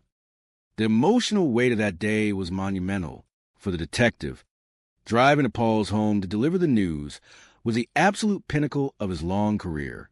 When he sat down in the living room and spoke the words Paul had waited 3 decades to hear, the room filled with an overwhelming sense of profound relief. Paul stood up, tears streaming down his weathered face, and embraced the detective in a tight, heartfelt hug, repeatedly whispering his gratitude to the heavens. However, the path to a courtroom victory was incredibly steep. Preparing for a trial 30 years after the fact is a monumental, sometimes impossible task. Memories had naturally faded. Key witnesses had relocated across the country or passed away, and the physical evidence was incredibly sparse. The prosecution faced a daunting, uphill battle, knowing that a savvy defense attorney could easily introduce an ocean of reasonable doubt to a jury. Recognizing the immense fragility of their case, the legal team sat down with Paul and his family to discuss an incredibly difficult compromise. The defense offered a legally binding plea agreement. Shelley would officially, publicly change her plea to guilty, formally taking responsibility for the tragedy, but only on the strict condition that she would not serve any additional time behind bars. It was an agonizing decision for a father seeking complete justice, yet displaying incredible wisdom and a deep desire for absolute truth, Paul agreed to the compromise. He knew that taking the case to a jury risked Shelley walking away entirely innocent in the eyes of the law. He recognized that securing a formal, unretractable confession of guilt was the ultimate victory, a permanent, historical record that Pamela did not simply vanish, but was taken, and that Shelley was solely responsible. On the 1st of March, 2021, in a quiet, solemn courtroom, Shelley stood before a judge. Now 50 years old, she finally provided her account of September 16, 1988. She admitted that she had actively hunted Pamela down at the forest gathering, deeply angry and wanting a confrontation. She confessed that she had pulled Pamela away from the crowd, initiating a heated argument that quickly escalated. She admitted to striking Pamela, knocking her down, and continuing the aggression until Pamela stopped breathing. She claimed that upon hearing voices approaching in the dark forest, she had panicked and fled the scene. While her confession conveniently omitted the darker details of how Pamela was ultimately hidden, it was enough. The legal system formally recorded her guilt, taking into account the 20 years she had already served, plus the years spent in the county jail awaiting this trial. The judge ruled her sentence fulfilled. Shelley walked out of the courthouse, a convicted, legally documented perpetrator of 2 profound tragedies. For Paul and his family, the conclusion was naturally bittersweet. The legal outcome was not the cinematic vision of maximum penalties and dramatic courtroom justice. Yet it was a profound, deeply necessary victory. The heavy, dark cloud of unanswered questions that had hung over their family for over 3 decades had finally been lifted. They had fought tirelessly, patiently, and with immense dignity, ensuring that the world definitively knew the truth. The story of Pamela and Ray became a powerful testament to the enduring, unbreakable strength of love and the unyielding importance of seeking truth. Ray's family chose to honor his memory by celebrating his ambition, remembering the bright, responsible young man who looked to the sky and dreamed of flying, cherishing the tight-knit family bond he held so dear. Paul and his children chose to focus entirely on the magnificent, bright light that Pamela brought into the world. They remember her not as a victim in a dark forest, but as the incredibly vibrant, deeply loving artist who embraced life with open arms. They knew that her spirit, her joyous laughter, and her protective, mentoring nature continued to live on within each of them. Her legacy was not one of tragedy, but one of beautiful, enduring love, a reminder to cherish every single moment with those we hold dear, and a powerful lesson that even in the face of the darkest mysteries, the human spirit, armed with patience and love, can eventually bring the truth into the sunlight. The town of Kannapolis, North Carolina, nestled quietly between Charlotte and Greensboro, was a place built on the steady, rhythmic hum of the textile industry and the warm, enduring spirit of Southern hospitality. It was a growing community, characterized by upper-middle-class homes that sat within friendly eyeshot of one another, separated only by manicured lawns and the occasional blooming magnolia tree.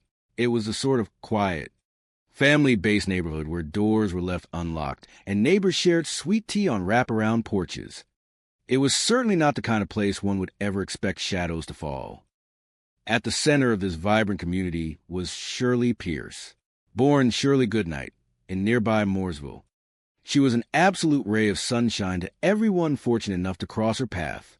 At 62 years of age, Shirley possessed an elegance and a grace that seemed to belong to a bygone era. She was deeply devoted to her family, sharing an unbreakable bond with her sisters and her brother. Everyone who knew Shirley remarked on her stunning beauty, but it was her pleasant, outgoing nature that truly captivated people. She was simply a good, all-around person.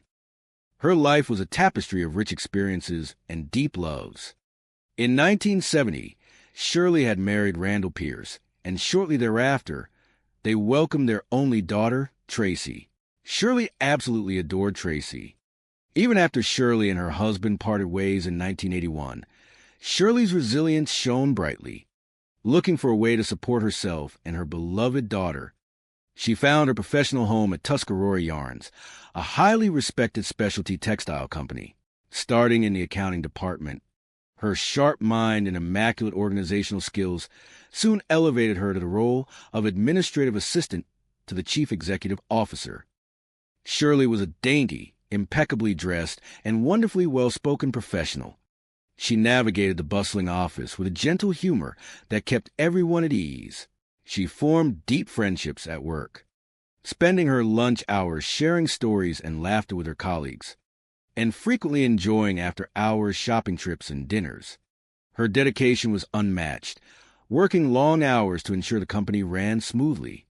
Yet, she always found time to channel her boundless energy into charitable causes, organizing golf tournaments and gala dinners to raise funds for people with traumatic brain injuries. Shirley had a heart big enough to encompass her entire town. When Tracy welcomed a little boy into the world, Shirley's heart expanded even further. Becoming a grandmother sent her quite literally over the moon. The little boy was the apple of her eye, and anyone who spent more than 5 minutes with Shirley was guaranteed to hear joyous tales of her grandson's latest adventures. By the spring of 2013, life had never looked better for the Southern Belle. Her career was flourishing, her family was thriving, and she had finally found the true love of her life in a charming textile salesman named Chuck Reeves. The two had known each other casually through Tuscarora Yarns, but over 4.5 years, their professional acquaintance blossomed into a deep, affectionate romance. They got along marvelously, sharing quiet evenings and grand plans for the future. When Chuck proposed, Shirley happily accepted. With wedding bells on the horizon, they planned to live a beautiful life together. However, the tranquility of their world was inexplicably shattered on the morning of July 23rd, 2013. Chuck, returning from an out-of-town business trip, arrived at Shirley's home expecting a warm welcome. They had spoken on the telephone the night prior at around 15 minutes past 8, making cheerful arrangements for him to bring his dog by for her to watch. During that call, the line had gone dead. A common occurrence given the spotty service in that specific area of Kannapolis. Chuck had thought nothing of it. Upon arriving at her house at 40 minutes past 9 in the morning, an eerie stillness greeted him. The garage door was open, but the main door was locked. Retrieving a spare key from a familiar flower bed, Chuck entered the quiet house. The subsequent discovery in the bathroom was a moment of profound, incomprehensible sorrow. Shirley had passed away.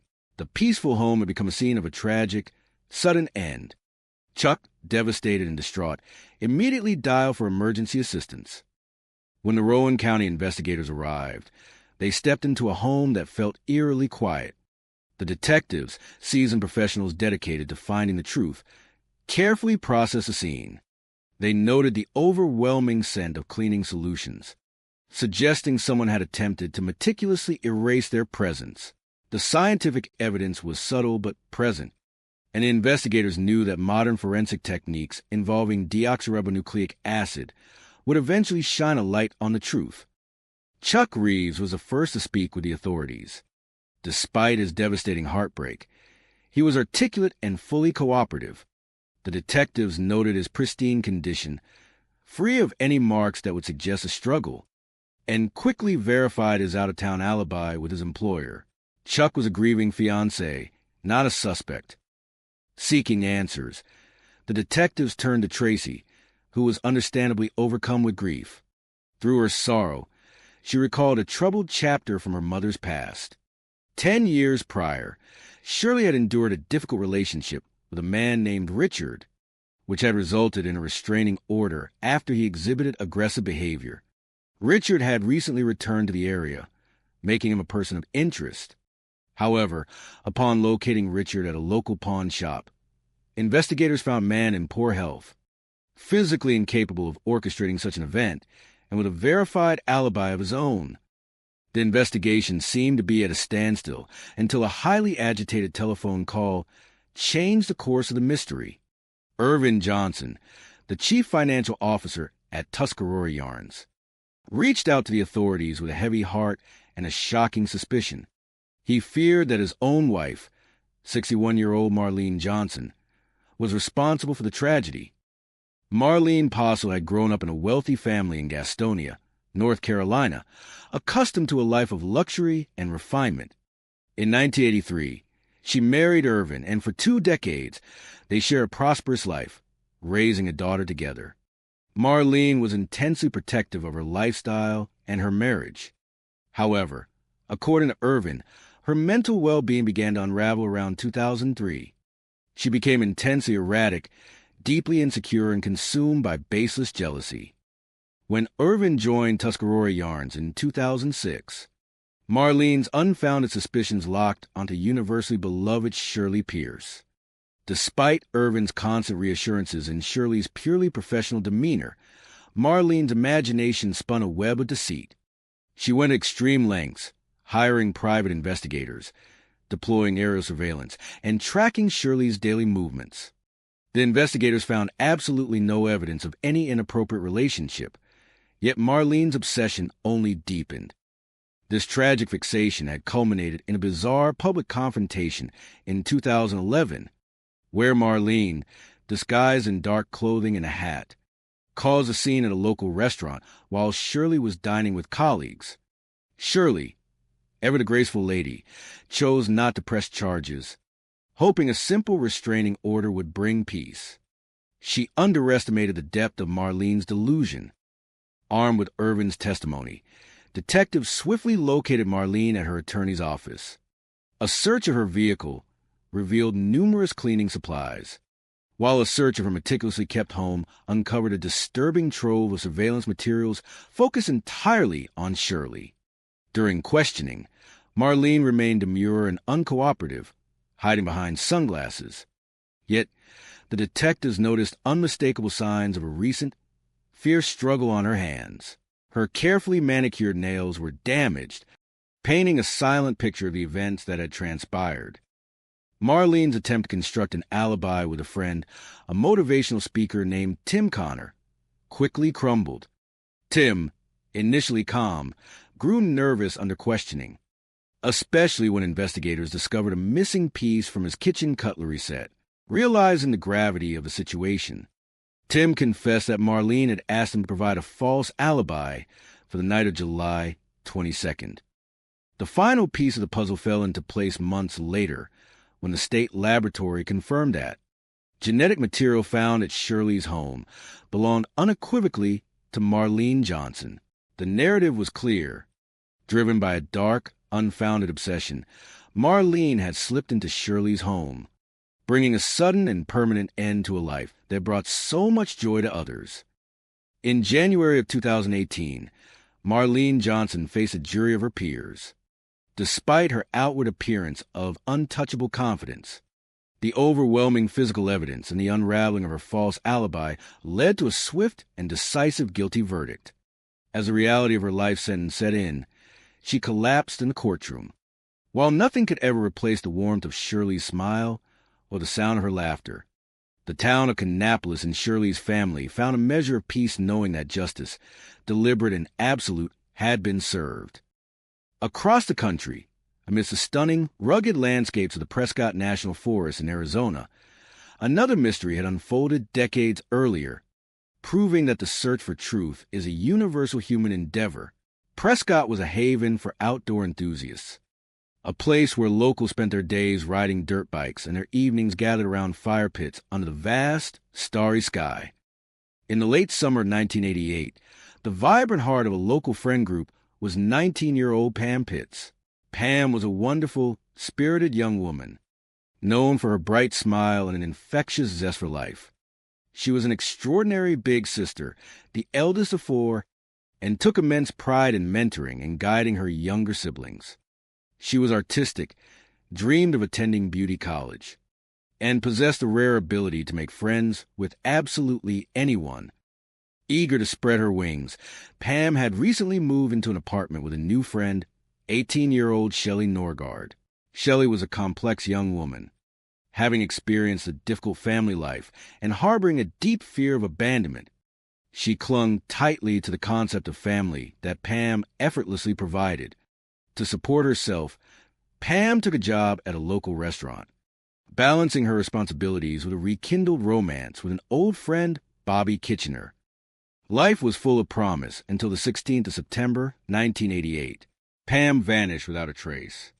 Her father, Paul, a devoted and protective parent, initially hoped it was just a youthful misunderstanding. But when Pam failed to arrive for her work shift, a deep, unsettling worry took hold. He immediately contacted the Prescott Police Department. 13 days of agonizing uncertainty ended in unimaginable sorrow. On the 29th of September, a local resident exploring an area known as Gordo's Pit discovered a scene of profound tragedy. Among the remnants of a fire, the authorities found the remains of a young woman. Due to the heartbreaking condition of the site, identification required careful dental record comparison, confirming the worst fears of the Pitts family. Pam was gone. The Yavapai County Sheriff's Office and the local police united their efforts, determined to find answers for a grieving family. Their first conversations were with those closest to Pam. Paul shared troubling details he had learned. Pam had been planning to move back home due to financial disagreements with Shelley, yet Shelley had failed to mention that Pam's personal belongings and vehicle had never left their shared apartment. When detectives spoke with Shelley on the 5th of October, she presented a carefully constructed timeline. She claimed she had spent the evening with her boyfriend, Ray Clerks, and other friends, driving around the city until the early hours of the morning. The detectives then interviewed Bobby Kitchener, who confirmed he had spent the early evening with Pam in the lively downtown area before heading to work at 9:30. His alibi was solid, directing the focus back to Shelley and her circle. The investigation took a significant turn when detectives interviewed Ray Clerks. Ray was unable to corroborate Shelley's timeline, stating he had no idea of her whereabouts after 11:30. Furthermore, other friends recalled Shelley being in a highly agitated state on the night of the 16th, expressing deep anger toward Pam and making alarming, cryptic statements about making problems disappear. Despite these disturbing red flags, the physical evidence at the time was virtually non-existent. A search of the girl's apartment yielded no clues. The detectives chased down every rumor, from stories of wild parties to whispers of secret societies, but each lead dissolved into thin air. Even an intense focus on a local girl named Melinda Perry, who was rumored to have had a disagreement with Pam, ultimately proved fruitless when her alibi stood strong. Years turned into a decade, and the trail grew agonizingly cold. Paul Pitts, demonstrating unimaginable strength, waited patiently, trusting that the truth would eventually surface. The silence was broken in May of 1991 by a shocking discovery that would intertwine two tragic fates. College students exploring a remote cave system stumbled upon a vertical mine shaft containing the remains of a young man. The medical examiner identified the victim as 24-year-old Ray Clerks, the very same young man who had been unable to leaving the detectives back at square one. Chapter 4, The Unraveling Web. Hours into the investigation, just as the leads seemed to dry up, the Emergency Dispatch Center received a highly unusual call. It was a man requesting to speak directly with homicide detectives, stating with a trembling voice that he believed his own wife might be responsible for a terrible crime. The call was Irvin Johnson, the chief financial officer at Tuscarora Yarns, the very same company where Shirley worked. When detectives arrived at his office to speak with him, Irvin was highly agitated, pacing the floor with a heavy burden on his shoulders. Upon hearing confirmation of Shirley's tragic fate, Irvin broke down completely. He immediately pointed the finger at his wife, 61-year-old Marlene Johnson. Irvin painted a picture of a marriage that had slowly devolved into a psychological nightmare.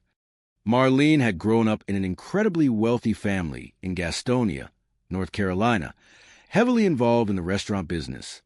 She was a woman accustomed to a life of luxury and privilege. Standing 5 feet and 5 inches tall with a slender, athletic build, Marlene was always dressed to the nines. She spoke eloquently and carried an air of absolute superiority. She was not a woman who was ever told no. In May of 1983, a 31-year-old Marlene had married a 36-year-old Irvin. They were a study in contrasts. Irvin was a quiet, reserved man who spoke only when spoken to, content to go to work, return home, and live a simple life. Marlene, however, was an intimidating presence, heavily invested in controlling every aspect of their social and professional lives. For over 2 decades, they managed a prosperous life, welcoming a daughter together and living comfortably on Irvin's handsome salary and Marlene's substantial inheritance. But according to Irvin, the illusion of their perfect life shattered in the year 2003.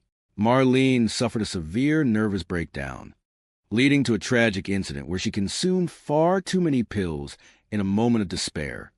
Though she survived, Irvin claimed she never fully recovered her former state of mind. She became intensely aggressive, erratic, and deeply paranoid.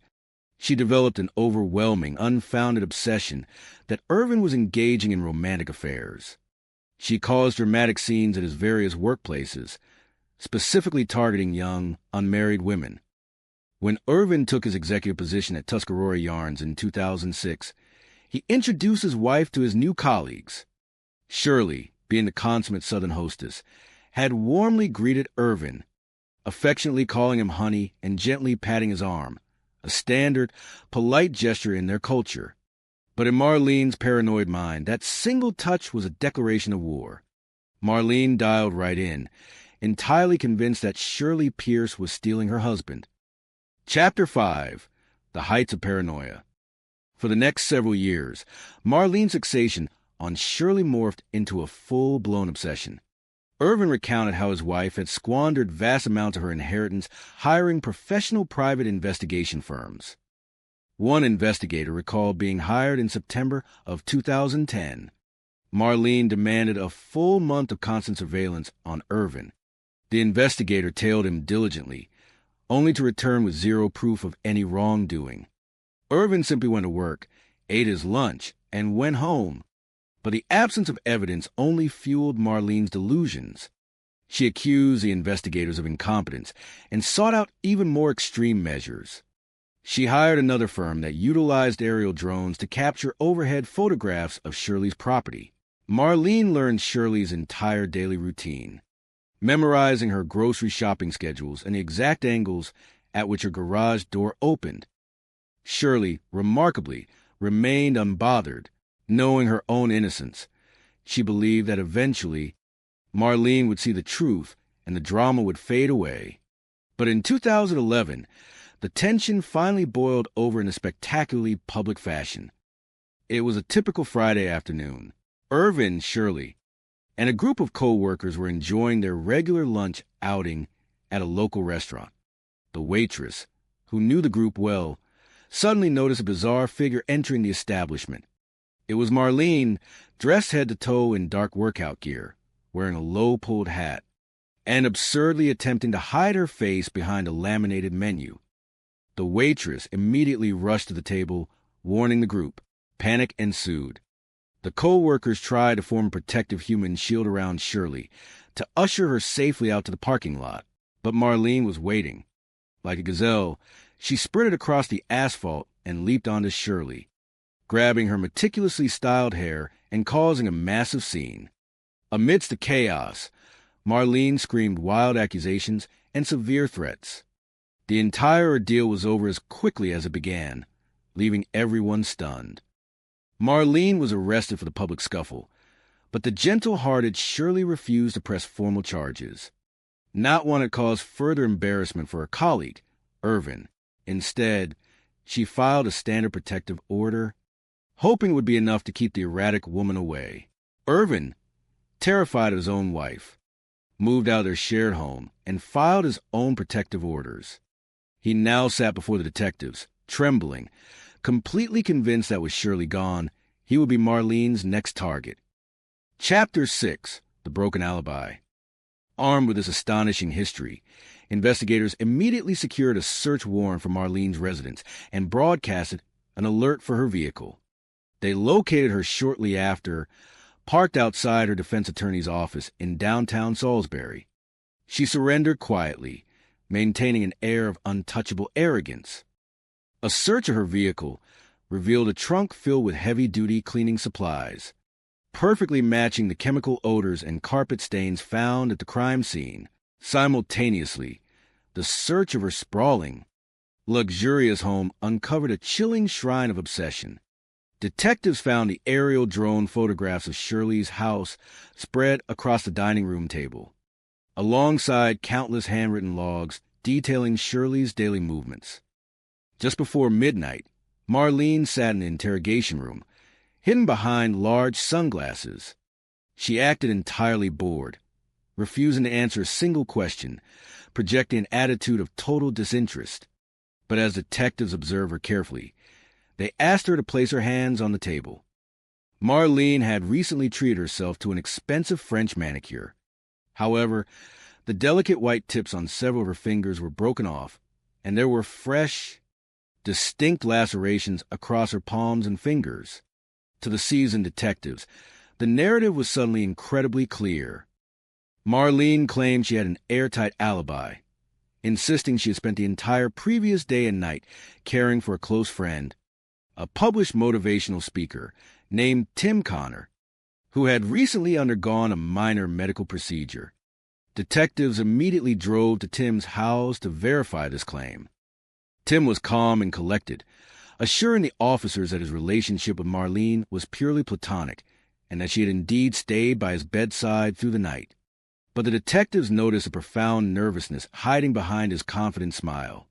When the medical examiner's report arrived the following day, revealing a broken piece of the kitchen knife found at the scene, detectives secured a warrant for Tim's home. They marched straight to Tim's kitchen and opened the cutlery drawer. There lay a beautiful set of 4 stainless steel knives. One was conspicuously missing. Confronted with this undeniable physical evidence, Tim's cool facade crumbled. He slumped back in his chair, staring at the ceiling, and confessed that he had not been entirely honest. He admitted that while he had spent the afternoon with Marlene, she had not stayed the night. When they met for breakfast the next morning, Marlene had begged him to lie to the police and provide a false alibi. Out of a misguided sense of loyalty, he had agreed. With her only alibi entirely destroyed, the genetic testing from the state laboratory returned. Finding Marlene's specific genetic markers mixed within the crime scene, the puzzle was complete. In January of 2018, Marlene Johnson stood trial. Despite her pristine, professional appearance in the courtroom, the sheer weight of the circumstantial and physical evidence was insurmountable. On the 24th of January, the jury returned a remarkably swift verdict of guilt. As the words filled the room, Marlene let out a loud gasp and collapsed dramatically onto the courtroom floor. Justice had finally been served, bringing a bittersweet closure to Shirley's family, allowing them to finally celebrate the beautiful, charitable legacy of the woman they loved so dearly. Chapter 7. A Different Kind of Darkness. While the bustling textile mills of North Carolina held their own secrets, across the country,